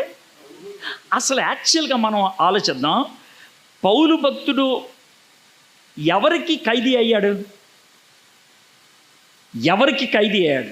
ఎవరు ఆయన్ని ఖైదీగా చేశాడు? నీరో, రోమన్ చక్రవర్తి చేశాడు. సీజర్ ఆయన్ని జైల్లో పెట్టాడు. కాబట్టి ఆయన ఒకవేళ మాట్లాడాలంటే ఎలా మాట్లాడాలి? నేను రోమన్ ఖైదీని, నేను సీజర్ ఖైదీని అనాలి కదా. అనలా, నేను ప్రభువుని బట్టి ఖైదీని. మొదటి 3 అధ్యాయాల్లో నేను పోస్ట్ మ్యాన్ కదా, ఆ పోస్ట్ మ్యాన్గా ఉత్తరాలు అందించుకుంటూ వెళ్తే నన్ను తీసుకెళ్ళి జైల్లో పడేశారు. మీకు అర్థమైందండి? ఇప్పుడు పోస్ట్ మ్యాన్గా నాకేమైతే ఉత్తరాలు ఇచ్చాడు దేవుడు, ఆ ఉత్తరాలు జనాలందరికీ ఇచ్చుకుంటూ వెళ్ళిపోతే నన్ను జైల్లో పడేశారు. క్రీస్తుని బట్టి నేను ఖైదీని, క్రీస్తుని బట్టి అప్పుడు పోస్ట్ మ్యాన్ని, ఇప్పుడు క్రీస్తుని బట్టి నేను ఖైదీని. కాబట్టి నేను ముందే చెప్తున్నాను, దీన్ని పాటిస్తే మీరు కూడా ఖైదీలు అవుతారేమో, అది ఆయన చెప్తున్నటువంటి మాట. అయితే క్రీస్తుని బట్టి ఖైదీకి ఒక అడ్వాంటేజ్ ఉంటుంది. ఆ అడ్వాంటేజ్ మీకుంటే, ఆ లాభం మీకుంటే మంచిదే. క్రీస్తుని బట్టి ఖైదీ కాకపోతే ఆడు ఇంకో దానికి ఖైదీ అవుతాడు. ఏంటి సార్ అంటే, అంతే. మనిషి అనేవాడు ఎప్పుడు కూడా ఖైదీయే. ఒక ఫిలాసఫర్ ఏమంటాడంటే, డికార్టే అనేవాడు ఏమంటాడు తెలుసా? Man is born free but is in chains everywhere. మానవుడు పుట్టుకతో స్వేచ్ఛతో పుట్టాడంట, ఆ తర్వాత అన్నీ కూడా బంధకాలే. అవునా కదా? నాకు ఏ బంధకం లేదని ఒక్కడు చెప్పండి సార్, చెప్పండి. వాడిని వెంటనే వాల్టేర్ తీసుకెళ్తాను నేను. ఎందుకు సార్ అని అడుగుతారేమో, ఎందుకు తెలియదా? పిచ్చి ఆసుపత్రి ఉంది అక్కడ. ఏ బంధకాలు లేకుండా ఉండేది ఒకడే పిచ్చోడే. కొంచెం బుర్ర పని చేస్తున్నా వాడికి ఏదో బంధకం ఉంటుంది. అయితే పౌలే ఉన్నాడు తెలుసా, నాకు కూడా ఒక బంధకం ఉంది. ఏంటి ఆ బంధకం అంటే, క్రీస్తుని బట్టి బంధకం ఉంటే బయట కనబడుతుంది ఆ బంధకం, లోన మాత్రం విపరీతమైన స్వేచ్ఛను అనుభవిస్తాం. కొంతమంది బయట విపరీతమైన స్వేచ్ఛ ఫోన్ తాక్కుంటూ వెళ్తాడు, ఎవడు చూసినా ఆయన ఏమనుకుంటాడు, చెప్ప ఈ లైఫ్ ఏంట్రా అనుకుంటాడు. అది బయట స్వేచ్ఛ, కానీ వాడికి బంధకం ఎక్కడ ఉంటుంది? లోన. మీకు అర్థమైందండి? లోన బంధకం ఉంటుంది, బయట హ్యాపీగా ఉంటాడు వాడు. కొంతమంది బయట అన్ని బంధకాలు ఉంటే లోన మాత్రం ఫుల్ ఖుషీగా ఉంటారు. ఇప్పుడు నేను మిమ్మల్ని అడిగేది, బంధకం ఉందా లేదా అని కాదు, మనందరికీ బంధకాలు ఉంటాయి, లోన బయట అని అడుగుతున్నాం. ఒకవేళ లోన బంధకాలు ఉంటే ఆ బంధకాల్ని ఈ ప్రపంచంలో ఎవరో తెంపలేరు. ఆ బంధకాల్ని సర్జరీస్ చేస్తే తెంపలేరు. ఆ బంధకాలు ట్యాబ్లెట్లు వేసుకుంటే పోదు. ఆ బంధకాలు కేవలం ప్రభువు దగ్గరికి వెళ్తే ఆయన ఒక్కడే తీసుకెళ్తాడు. కాబట్టి లోన నాకు బంధకాలు లేవు, బయట నాకు బంధకాలు ఉన్నాయి. బయట నాకు గొలుసులు ఉన్నాయి. ఈ పక్కన ఒక సైనికుడు ఉన్నాడు, ఈ పక్కన ఒక సైనికుడు ఉన్నాడు. నా కాలికి వాడి కాలికి గొలుసు ఉంది, నా చేతికి వీడి చేతికి గొలుసు ఉంది. అంతా లోన, బయట అంతా గొలుసులే, కానీ లోన మాత్రం సూపర్ ఫ్రీ. తెలుసా నేను? ఇది పౌలు యొక్క భాష. ఆ భాషతో ఆయన పరిచయం చేస్తూ ఉన్నాడు. చేస్తూ ఏమన్నాడంటే, మిమ్మును బతిమాలు కొనుచున్నాను, ప్రభువును బట్టి ఖైదీనైన నేను మిమ్మును బతిమాలు కొనుచున్నాను. ఎందుకని బతిమాలుకోవాల్సి వస్తుంది? ఎందుకనంటే ఇది చాలా ప్రాముఖ్యమైనది కాబట్టి. చాలా ప్రాముఖ్యమైనది కాబట్టి. బతిమలాడటం అనేది ఎప్పుడు ఎలా జరుగుద్దో మీకు చెప్తాను జాగ్రత్తగా.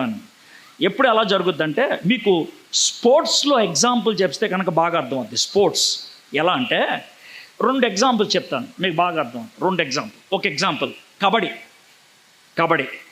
ఈ కబడ్డీలో దాని ఏమంటారంటే 7 ఉంటారు కదా, 7లో 6 పోయారు, ఇంకొక్కడే ఉన్నాడు. కాస్త బ్రేక్ వచ్చింది.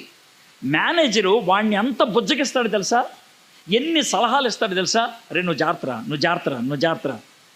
ఎందుకంటే నువ్వు ఒక్కడివే మాకు ఆశా కిరణం, నువ్వు ఒక్కడివే టీంని నిలబెట్టగలిగేది, నువ్వు ఒక్కడివే ఏమన్నా చేయగలిగేది. వాడిని బతిలాడతారు. ఇంకో ఎగ్జాంపుల్ చెప్పంటారా, మనకి ఈ బాక్సింగ్ ఉంటుంది చూసారా, బాక్సింగ్ ప్రతి ఫైట్ తర్వాతకు వచ్చే బాగుతాడు కదా, ఆగినప్పుడు ఒకడు వచ్చి కాళ్ళు లాగుతూ ఉంటాడు, ఇంకోటి చిది కొడతాడు, ఒకటి నెత్తి మీద నీళ్ళు పోస్తూ ఉంటాడు, కొంతమంది ఇక్కడ కొడతా ఉంటాడు సార్. ఆ టైంలో ఒకడొచ్చి అతనికి బోల్డ్ సలహాలు ఇచ్చేస్తాడు. ఎందుకంటే ఆడ ఫైట్లో ఉన్నాడు కాబట్టి. అవుట్ అయిపోతే ఇంకెవడు సలహాలు ఇచ్చేవాడు ఉండడు. పౌలు భక్తుడు నీకు నాకు ఎందుకు సలహా ఇస్తున్నారంటే, నువ్వు ఇంకా రింగ్లో ఉన్నావు, నువ్వు ఇంకా గ్రౌండ్లో ఉన్నావు, నువ్వు ఇంకా గేమ్లో ఉన్నావు. అందుకనే క్రీస్తును బట్టి నేను మిమ్మల్ని బ్రతిములాను కొనుచున్నాను అని అంటున్నాడు. అయితే జాగ్రత్తవనండి, మొదటి 3 అధ్యాయాల్లో దేవుడు ఏం చేశాడో చెప్పిన తర్వాత దాన్ని నమ్మిన వాళ్ళకి ఈ మాటలు రాస్తున్నాడు కదా. జాగ్రత్తవనండి, బైబిల్కి మిగిలిన మతాలకి ఉన్నటువంటి తేడా ఏంటో చెప్తాను మీకు.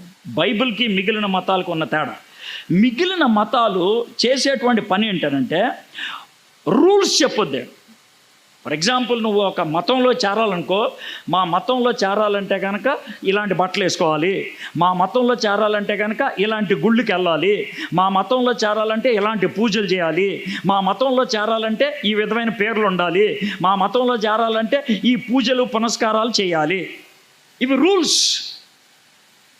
ఇవన్నీ చేస్తే ఏమవుతుందండి? ఇవన్నీ చేస్తే నీకు చివరిలో పుణ్యం వస్తుంది.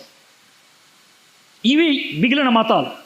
నువ్వు ఇస్లాం మతంలో చేరు, హిందూ మతంలో చేరు, జైన్ మతంలో చేరు, బౌద్ధ మతంలో చేరు, ఇంక ఏ మతం, ఇవన్నీ చేయి, చివరిలో వస్తుంది. ఇక ముస్లింలు అయితే పక్కా చెప్తారు ఇన్షా అల్లాహ్, ఇవన్నీ చేస్తే చివరిలో దొరుకుతుంది. ఇది మిగిలిన మతాలు రూల్స్. కానీ బైబిల్ రూల్స్ ముందేవదు. బైబిల్ ముందు రిడెంప్షన్, నిన్ను పాపంలోంచి బయటికి తీసుకొచ్చాను కదా, ఇప్పుడు జీవించేలాగా. మీకు తేడా అర్థమవుతుంది కదండి, ఎంత పక్క తేడా అవుతుంది. మిగిలిన మతాలు ఇవన్నీ చేయి, ఆ తర్వాత నీకు రక్షణ దొరుకుద్ది, లేదో నాకు తెలియదు.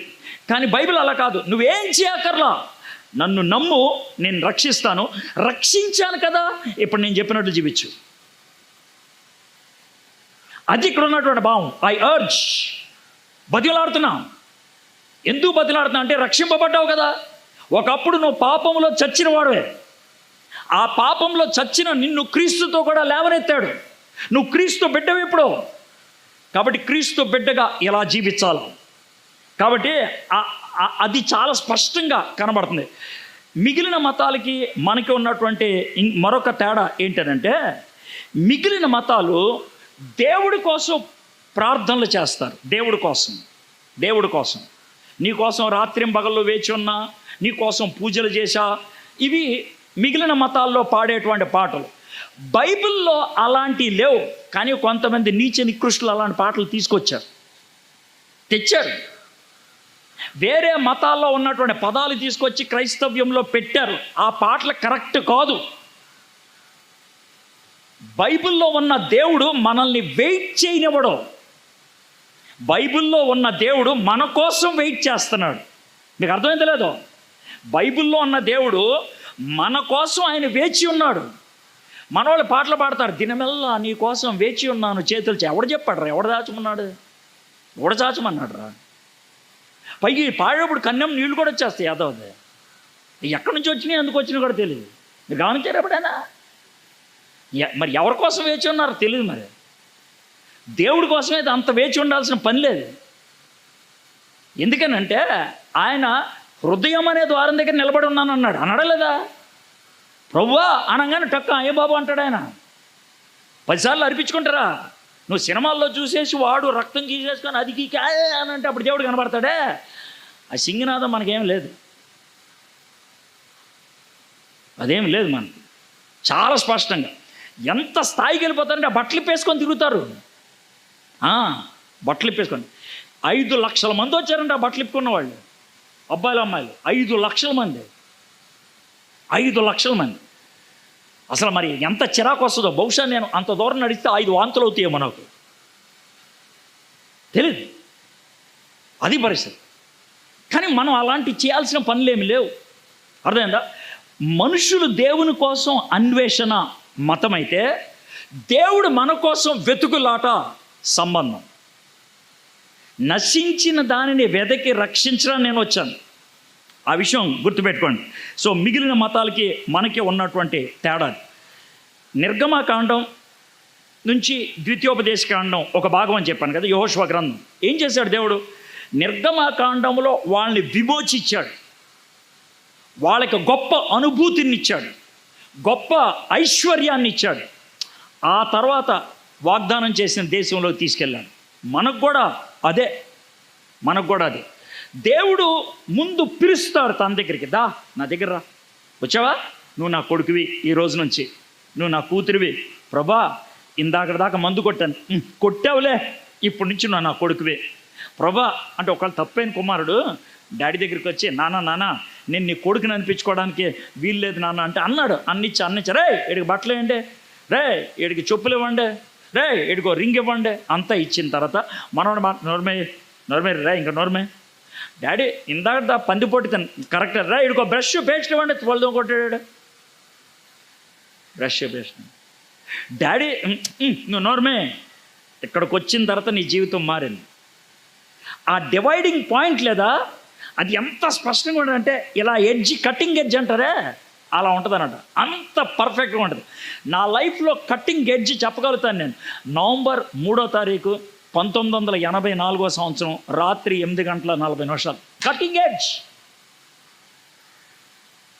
నా లైఫ్ ఎడ్జ్ అదే. ఆ తర్వాత దేవుడు నాతో మాట్లాడే తీరు మారిపోయింది, బతిమలాడే పద్ధతి వచ్చేసింది. ఐ అర్జ్ యు, నేను మిమ్మల్ని బతిమలాడుతున్నాను అనేది చాలా స్పష్టంగా అర్థమవుతుంది. అయితే ఇప్పుడు సాయంత్రం కానీ రేపు కానీ నేను వర్తమానం ఇచ్చేటప్పుడు మీకు కొన్ని భయాలు కలుగుతాయి. ఇది మేము చేయగలమా, ఇది మా వల్ల అవుతుందా అని అనిపిస్తుంది. అయితే మీకు ఒక చిన్న మాట చెప్తాను. దేవుడు ఉపయోగించే పద్ధతి ఏంటో మీకు చెప్తే, ఇదా నేను ఇంతకాలం ఇలా ఆలోచించలేదే అని అనుకుంటాం. ఎలా అంటే, మనం పాపం చేసాం, మనం బాకీ పడిపోయాం. యేసు ప్రభువారు ఏం చేశారంటే, మన బాకీ ఎంతైతే అయ్యిందో ఆ బాకీ అంతా తీర్చడానికి ఆయన వెలచెల్లి ఇచ్చేశాడు. అయితే ఆయన చేశాడు, మనం చేసింది ఏం లేదు. ఆ తర్వాత పరిశుద్ధాత్ముడు సీన్లోకి వచ్చి ఆ రక్షణ కార్యాన్ని మనకు ఆపాదించాడు. అది రెండో పని అయిపోయింది. ఆ తర్వాత పరిశుద్ధాత్ముడు మనలోకి వచ్చి సెటిల్ అయిపోతాడు. ఇది మూడో కార్యం. ఎప్పుడైతే పరిశుద్ధాత్ముడు మనలో ఉంటాడో, పరిశుద్ధాత్ముడు మనకేమిస్తాడు? శక్తిని ఇస్తాడు. పరిశుద్ధాత్ముడు మనకి ఇచ్చినటువంటి శక్తి, క్రీస్తులో మనకు కలిగినటువంటి భరోసా, మనల్ని దేవుడు ఏ విధంగా జీవించమన్నాడో ఆ విధంగా జీవించడానికి అది నడిపిస్తుంది. మనంతట మనం నడవలేం. క్రైస్తవుడిగా ఎవడు జీవించలేడు. పక్క చెప్తున్నా, పరిశుద్ధాత్ముడి యొక్క శక్తి లేకుండా, ప్రభు యొక్క సహవాసం లేకుండా సాధ్యం కాదు. అందుకనే నేను ఈ మాట రాస్తా. క్రైస్తవ జీవితం క్రీస్తులో ఉన్నప్పుడు సాధ్యం, పరిశుద్ధాత్మ ద్వారా సాధ్యం. క్రైస్తవ జీవితం క్రీస్తులో ఉన్నప్పుడు సాధ్యం, పరిశుద్ధాత్మ ద్వారా సాధ్యం. Without Christ and Holy Spirit one cannot live a Christian life. ఈ 155 వచనాలు కలిగినటువంటి ఈ పత్రికలో ఇన్ క్రైస్ట్, క్రీస్తులో గుండ్రాలు చుట్టుకుంటే వెళ్తే 27 సార్లు కనబడుతుంది. 27 టైమ్స్ మనం క్రీస్తులో ఉన్నాం. ఇప్పుడు మనం 2-3 వచనాలు చూద్దాం. ప్రభువుతో ఒకరినొకడు సహించచ్చు, ప్రేమతో ఒకరినొకడు సహించచ్చు, మీరు పిలువబడిన పిలుపునకు తగినట్లుగా దీర్ఘశాంతముతో కూడిన సంపూర్ణ వినయముతోనూ సాత్వికముతోనూ నడుచుకొనవలెను. చాలా క్లియర్ ఇన్స్ట్రక్షన్ ఆయన ఇస్తా ఉన్నాడు. ఈ ఈ మాటలకి మనం ఒక టైటిల్ పెట్టాలనుకుంటే, walk worthy of the calling. పిలిచిన పిలుపుకు తగినట్లుగా నువ్వు జీవించు. ఇప్పుడు జాగ్రత్తగానండి, పిలుపుకు తగినట్లుగా అని అన్నప్పుడు మీకు అర్థం అవడానికి చెప్తాను. పిలుపుకు తగినట్లుగా మనం సిద్ధపడతాం. ఎలాగో చెప్తాను. మా ఇంట్లో పెళ్ళి, నా కూతురుది పెళ్ళి. శాలేం గారికి, సార్ మా కూతురు పెళ్ళి, మా కూతురు పెళ్ళిలో మీరు కార్యాన్ని నడిపించాలి ఎంసీ అన్నాను అనుకోండి. మీరు ఏం వేసుకొస్తారు సార్ చెప్పండి. చూడండి ఆయన ఏమంటున్నాడు, సూట్ వేసుకొస్తాడు. ఎందుకు సార్?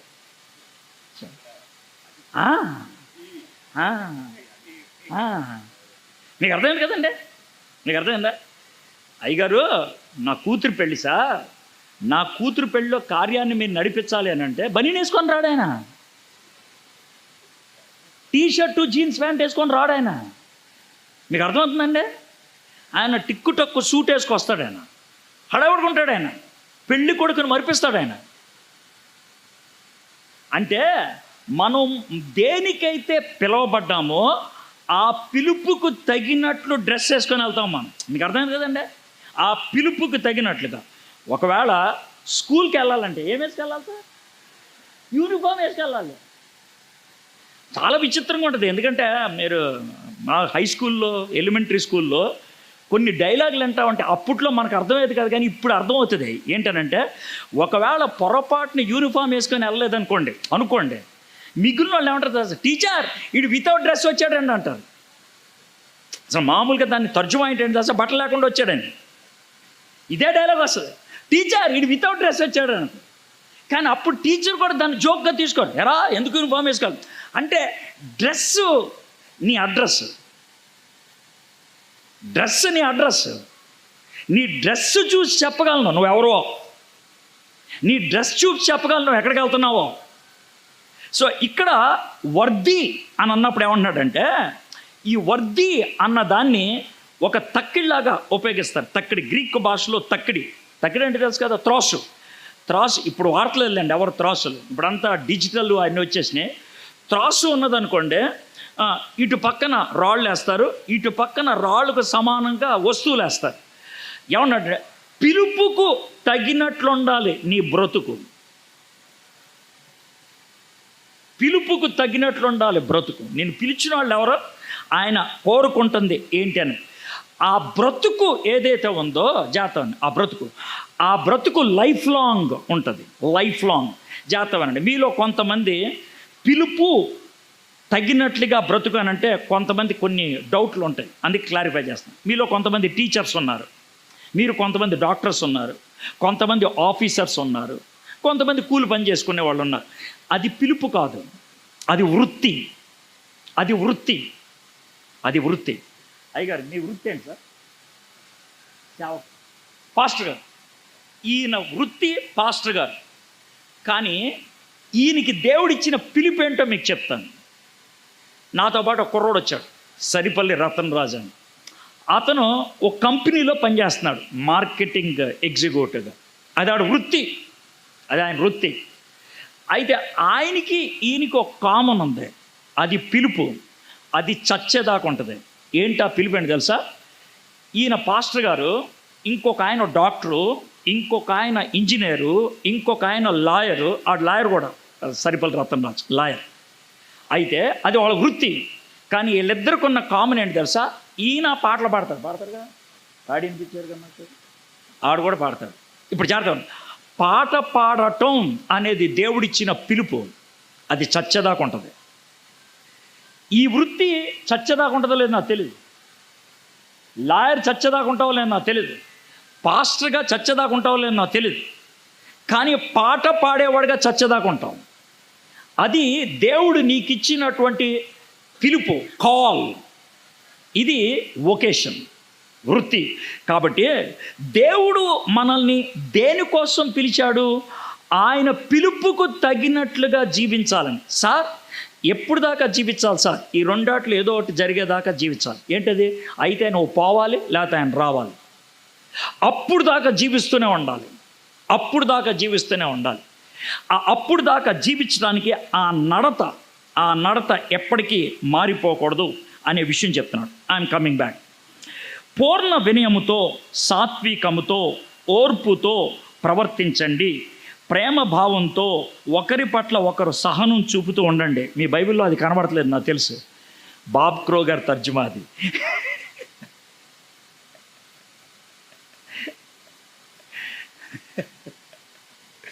నాకు అలా చదివితే బాగా అర్థమవుద్ది, అందుకని అది కూడా రాసుకున్నాను.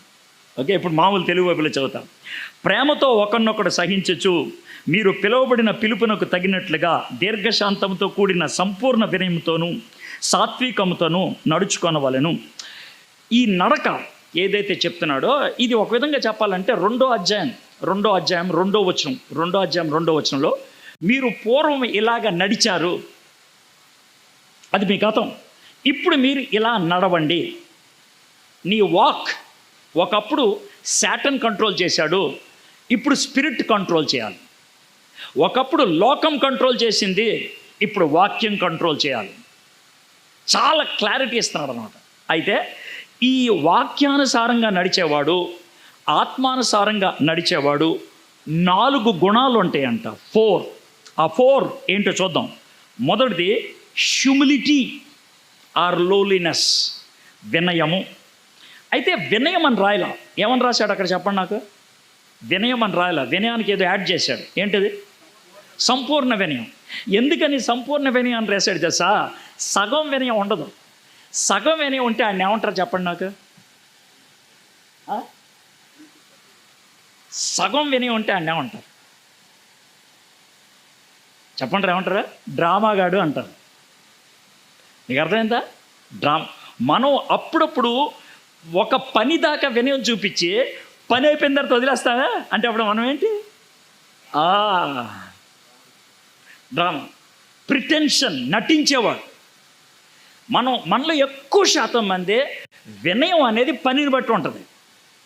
ఇప్పుడు మన దగ్గరికి మనకి ఎవరికైనా పని ఉందనుకోండి, ఏం బ్రదర్ బాగున్నారా, ఆడ అలా మాడుతుంటే నీది అవసరం ఉందని అర్థం అవుతుంది. పైగా మన పిల్లలు కూడా అదే.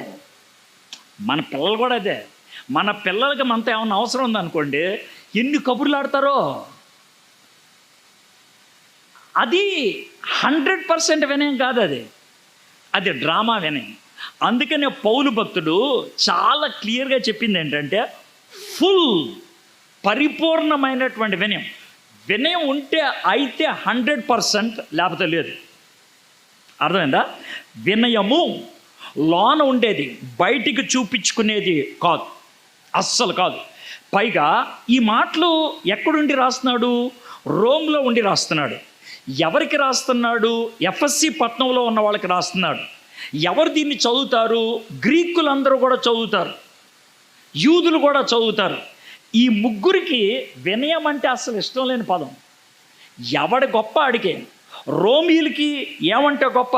అధికారం అంటే గొప్ప, అధికారం మాది. అర్థం? గ్రీకులకి ఏమంటే గొప్ప? జ్ఞానం, మాకున్న తెలివితేటలు ఎవడికి లేదు. యూదులకి ఏమంటే గొప్ప? ధర్మశాస్త్రం, మతం. ముగ్గురికి గర్వమే, ప్రైడ్. అయితే పౌలు భక్తుడు ఏమన్నాడంటే అవి పనిచేయవు, వినయం. ఇంతకీ వినయం అంటే ఏంటి సార్? వినయం అంటే ఏంటి? చాలామంది వినయం అంటే సరిగ్గా అర్థం చేసుకోరు. కొంతమంది వినయం అంటే కనుక ఉన్నది లేదని చెప్పుకోవటం అనుకుంటారు. మా దగ్గర ఏముందండి అని అంటారు. ఎన్టీ రామారావు కూడా డైలాగ్ అదే, నా దగ్గరే ఉంది బూడిద.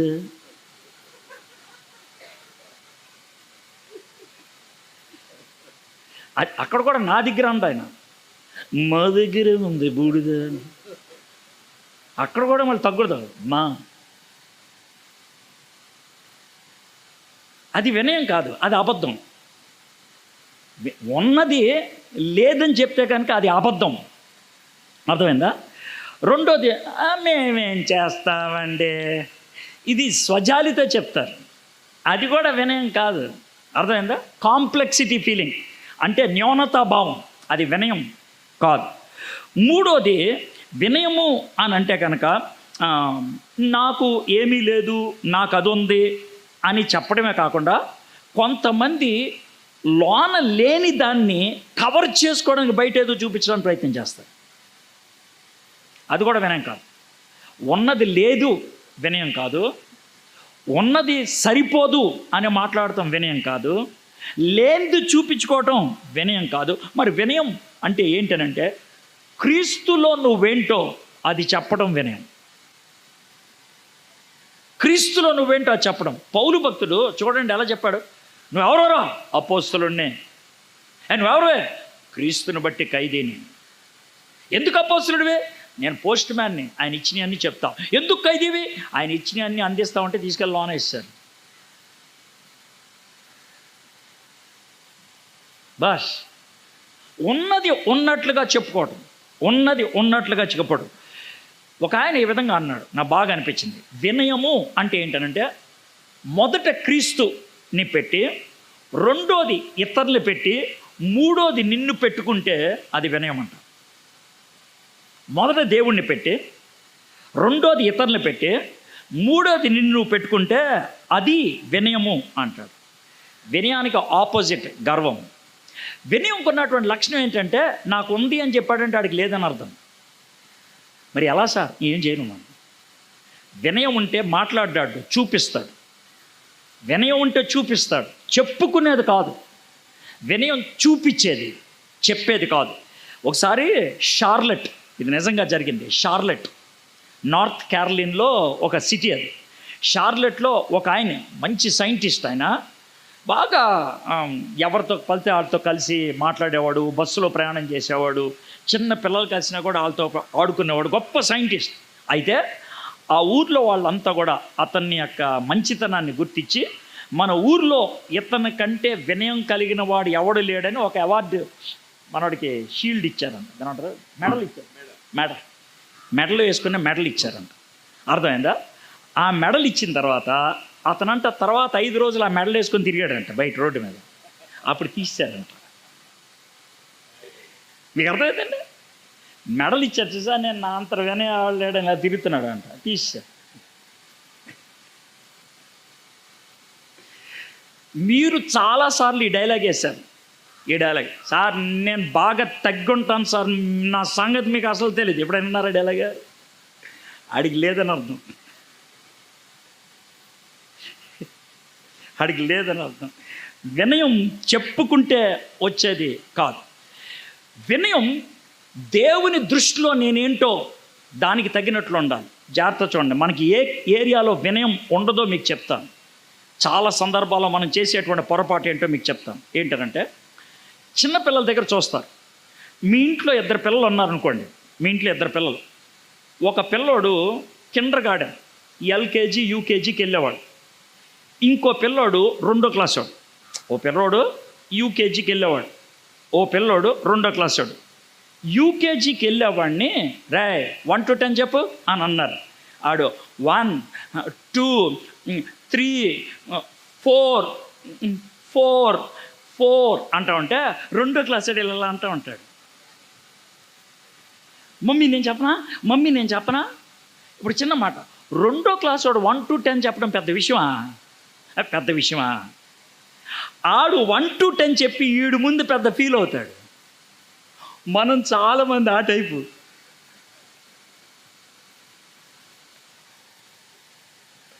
మనలో చాలామంది ఆ టైప్.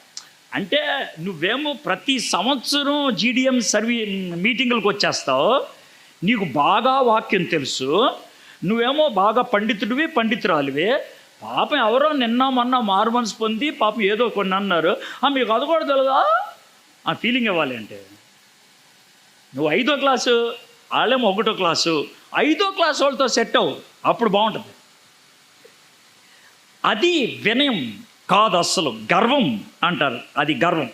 అయితే యేసు ప్రభువారు తాను కిందకి దిగినప్పుడు తానేంటో మర్చిపోలా. ఆయన గురించి రాసిన మాటలు ఫిలిప్పీలకు రాసిన పత్రిక 2వ అధ్యాయం, క్రీస్తు కలిగిన మనసు మీరు కూడా ఈ మనసు కలిగి ఉండండి అని చెప్పిన తర్వాత 6వ వచనంలో అసలు స్టార్టింగ్ ఆయన ఏంటో చెప్పుకుంటాడు. ఆయన ఆ కథలో ఏమంటాడంటే దేవునితో సమానముగా, అది నేను, దేవునితో సమానం నేను, ఆ విధంగా ఉండాలని నేను పట్టుకొని ఏలాడట్లా. దాన్ని వదిలిపెట్టి కిందకు వచ్చా. మనిషి అయ్యా, దాసుడయ్యా, శిలువ మరణం పొందేటంతగా నన్ను నేను తండ్రికి అప్పగించుకున్నాను. ఇది వినయం. నేను దేవుణ్ణి, దాసుణ్ణయ్యా. నేను దేవుణ్ణి, దాసుణ్ణయ్యా. నా హోదా ఇది, కానీ అవసరతను బట్టి ఈ పని చేశాను నేను. నా హోదా ఇది, అవసరతను బట్టి ఈ పని చేశా. ఎప్పుడైనా ఇలాంటి మీటింగ్కి వెళ్ళి చీపురు కట్టబెట్టుకొని ఓడవటం ఎప్పుడైనా చూసారు మీరు? ఓ స్పీకర్, 4 కుర్చీ,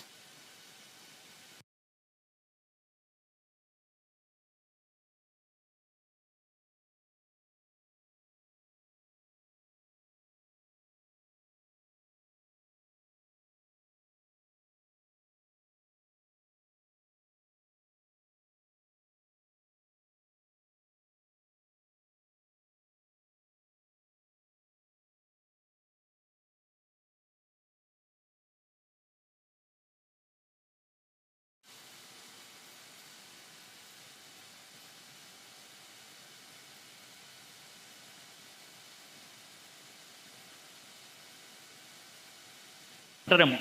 సినిమాల్లో రిటాలియేషన్ అంటే బదలా, అంటే కక్ష సాధింపు, దెబ్బకు దెబ్బ, కౌంటర్ ఇవ్వటం, సెటైర్ వేయటం, మీకు అన్ని భాషలో ఉపయోగించేశారు. ఇది సాధుతత్వానికి అగెయిన్స్ట్. ఒకవేళ ఒక వ్యక్తి ఒక మెసేజ్ నీకు పెడితే దాన్ని కౌంటర్ వేసేయాలి. ఒక డైలాగ్ వేస్తే ఒక కౌంటర్ వేసేయాలి.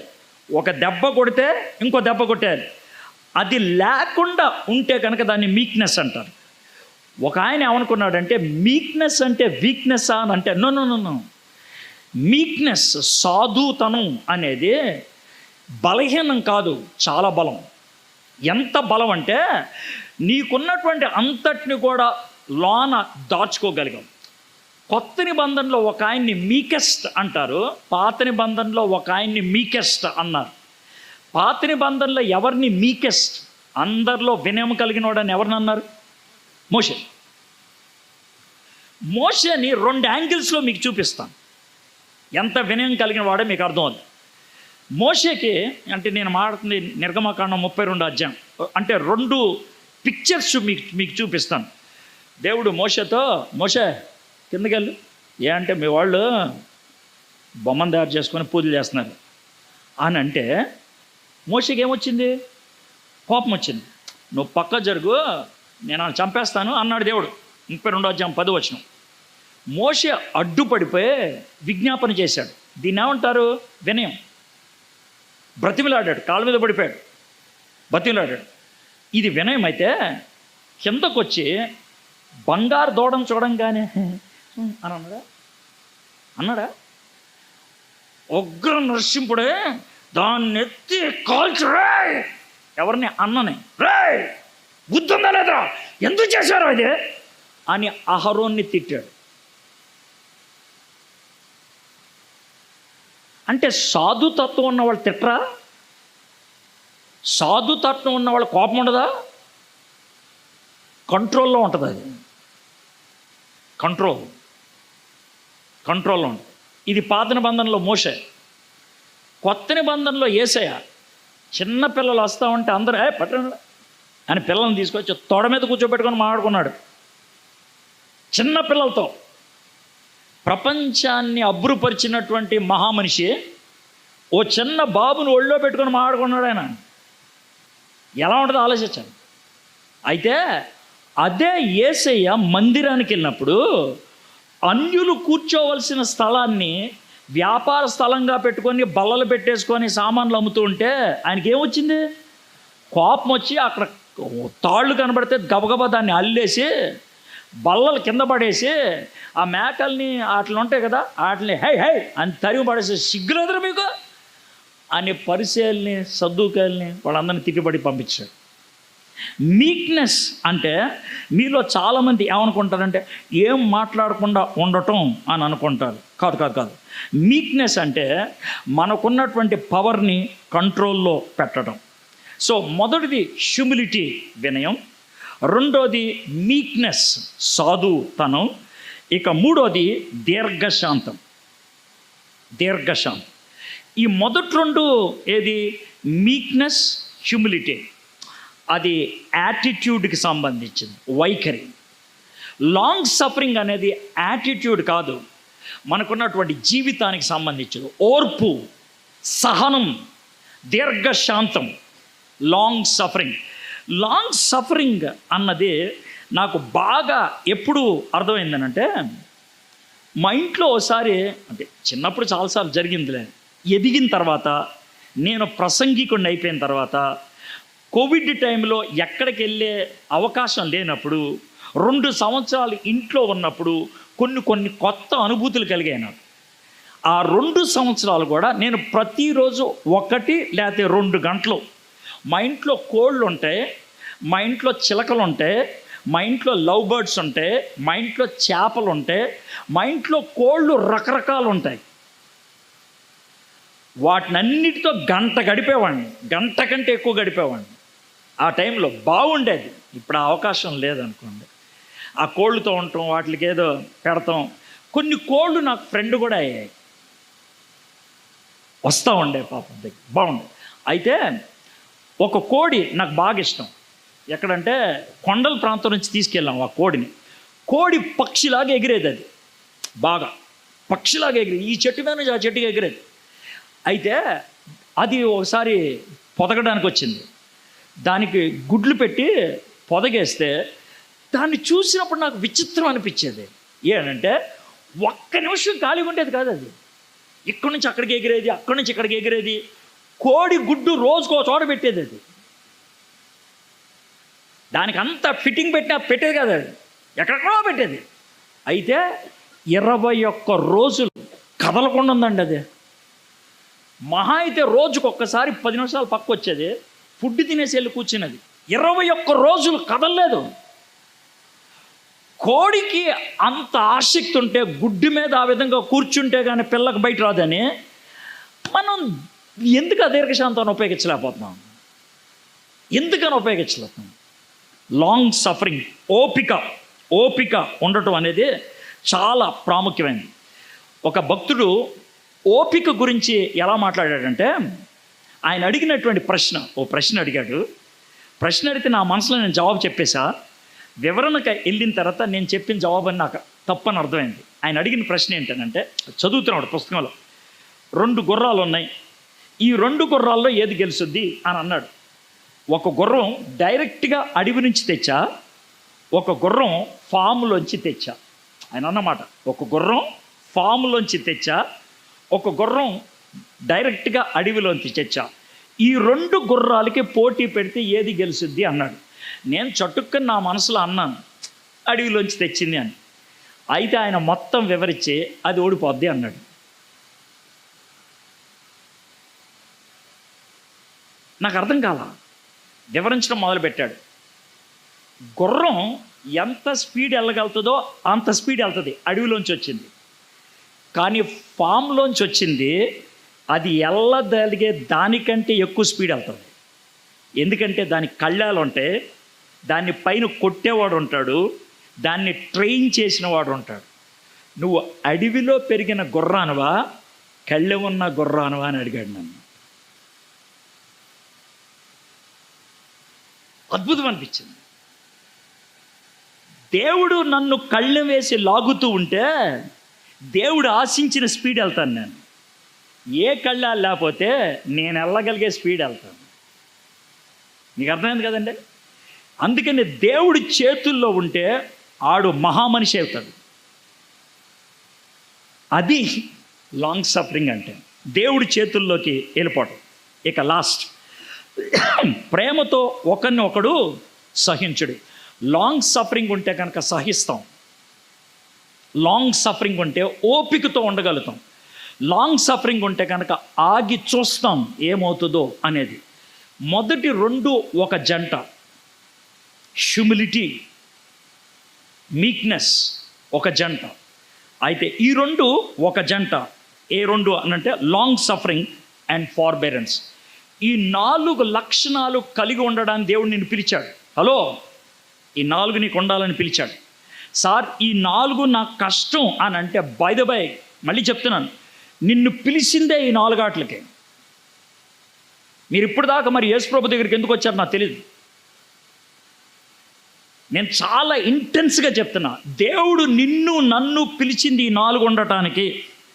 సంపూర్ణ వినయము, సాత్వికము, దీర్ఘశాంతము, ప్రేమతో ఒకరినొకడు సహించటం ఉండాలి.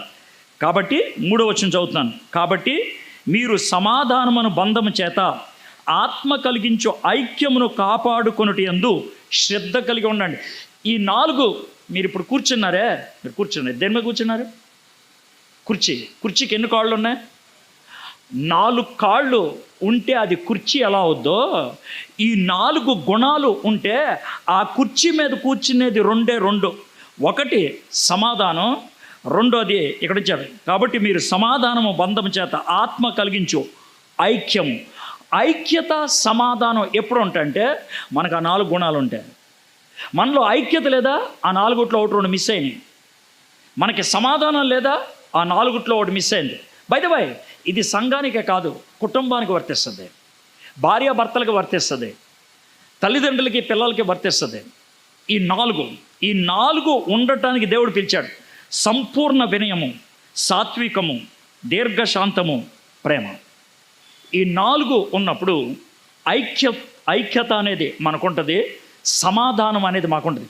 మనలో ఎంతమంది ప్రార్థన చేశారు, ప్రభా నాకు సమాధానాన్ని ఇవ్వు, శాంతినివ్వు. దేవుడు ఏమంటాడంటే నేను ఇచ్చా, నువ్వు కాపాడుకోవాలా. నేను ఇచ్చా, నువ్వు కాపాడుకోవాలా. నేను ఇచ్చా, నువ్వు పోగొట్టుకున్నావు. నేను ఇచ్చా, నువ్వు పోగొట్టుకున్నావు. అందుకని పౌలు ఏమన్నాడు తెలుసా? మీరు కాపాడుకోండి. బహుశా ఇలాంటి మీటింగులకు వచ్చినప్పుడు, లేదా దేవుడు ఒక ప్రత్యేకమైనటువంటి సందర్భాల్లో మనతో మాట్లాడినప్పుడు, మనం భార్యతోనో భర్తతోనో లేకపోతే ఇంకెవరితో అయినా సమాధాన పడతాం. ఆ సమాధానాన్ని కొనసాగించాలంటే ఆ 4 ఉండాలి. ఆ సమాధానాన్ని కాపాడుకోవాలంటే ఆ 4 ఉండాలి. దేవుడు మనల్ని పిలిచిందే దానికోసం. ఆ పిలుపు తగిన జీవితాన్ని జీవించడానికి పరిశుద్ధాత్ముడు మనకు లో నుండి సహాయం చేయడానికి ఇష్టపడుతున్నాడు. ప్రార్థన చేసుకుందాం.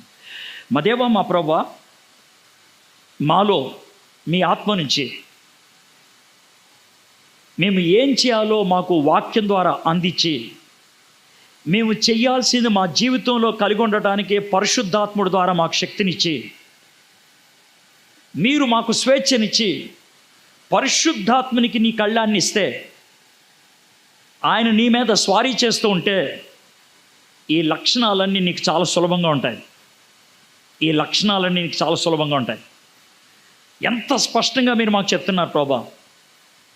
నాయనా, మేము దేవుని వాక్యాన్ని ఎరిగిన వాళ్ళం, వాక్యం మాకు బాగా తెలుసు అని చెప్పుకునేవాళ్ళం. ఐక్యతను కాపాడుకోవాలి, సమాధానాన్ని కాపాడుకోవాలి. డబ్బు సంపాదించి, హోదాలు సంపాదించి, ఆస్తిని సంపాదించి, ఐశ్వర్యాన్ని సంపాదించి ఐక్యత కోల్పోతే ఏం లాభం? సమాధానాన్ని కోల్పోతే ఏం లాభం? అలాంటి దౌర్భాగ్య స్థితిలో మేము ఉండకుండా పరిశుద్ధాత్ముడు మాకు కలిగించినటువంటి ఆ సమాధానాన్ని, ఐక్యతని కాపాడుకోవడానికి ఈ 4 లక్షణాలు మేము జాగ్రత్తగా కలిగి ఉండగలటకు మీరు కృప చూపించమని యేసు నామములో ప్రార్థన చేయుచున్నాం తండ్రి. ఆమేన్.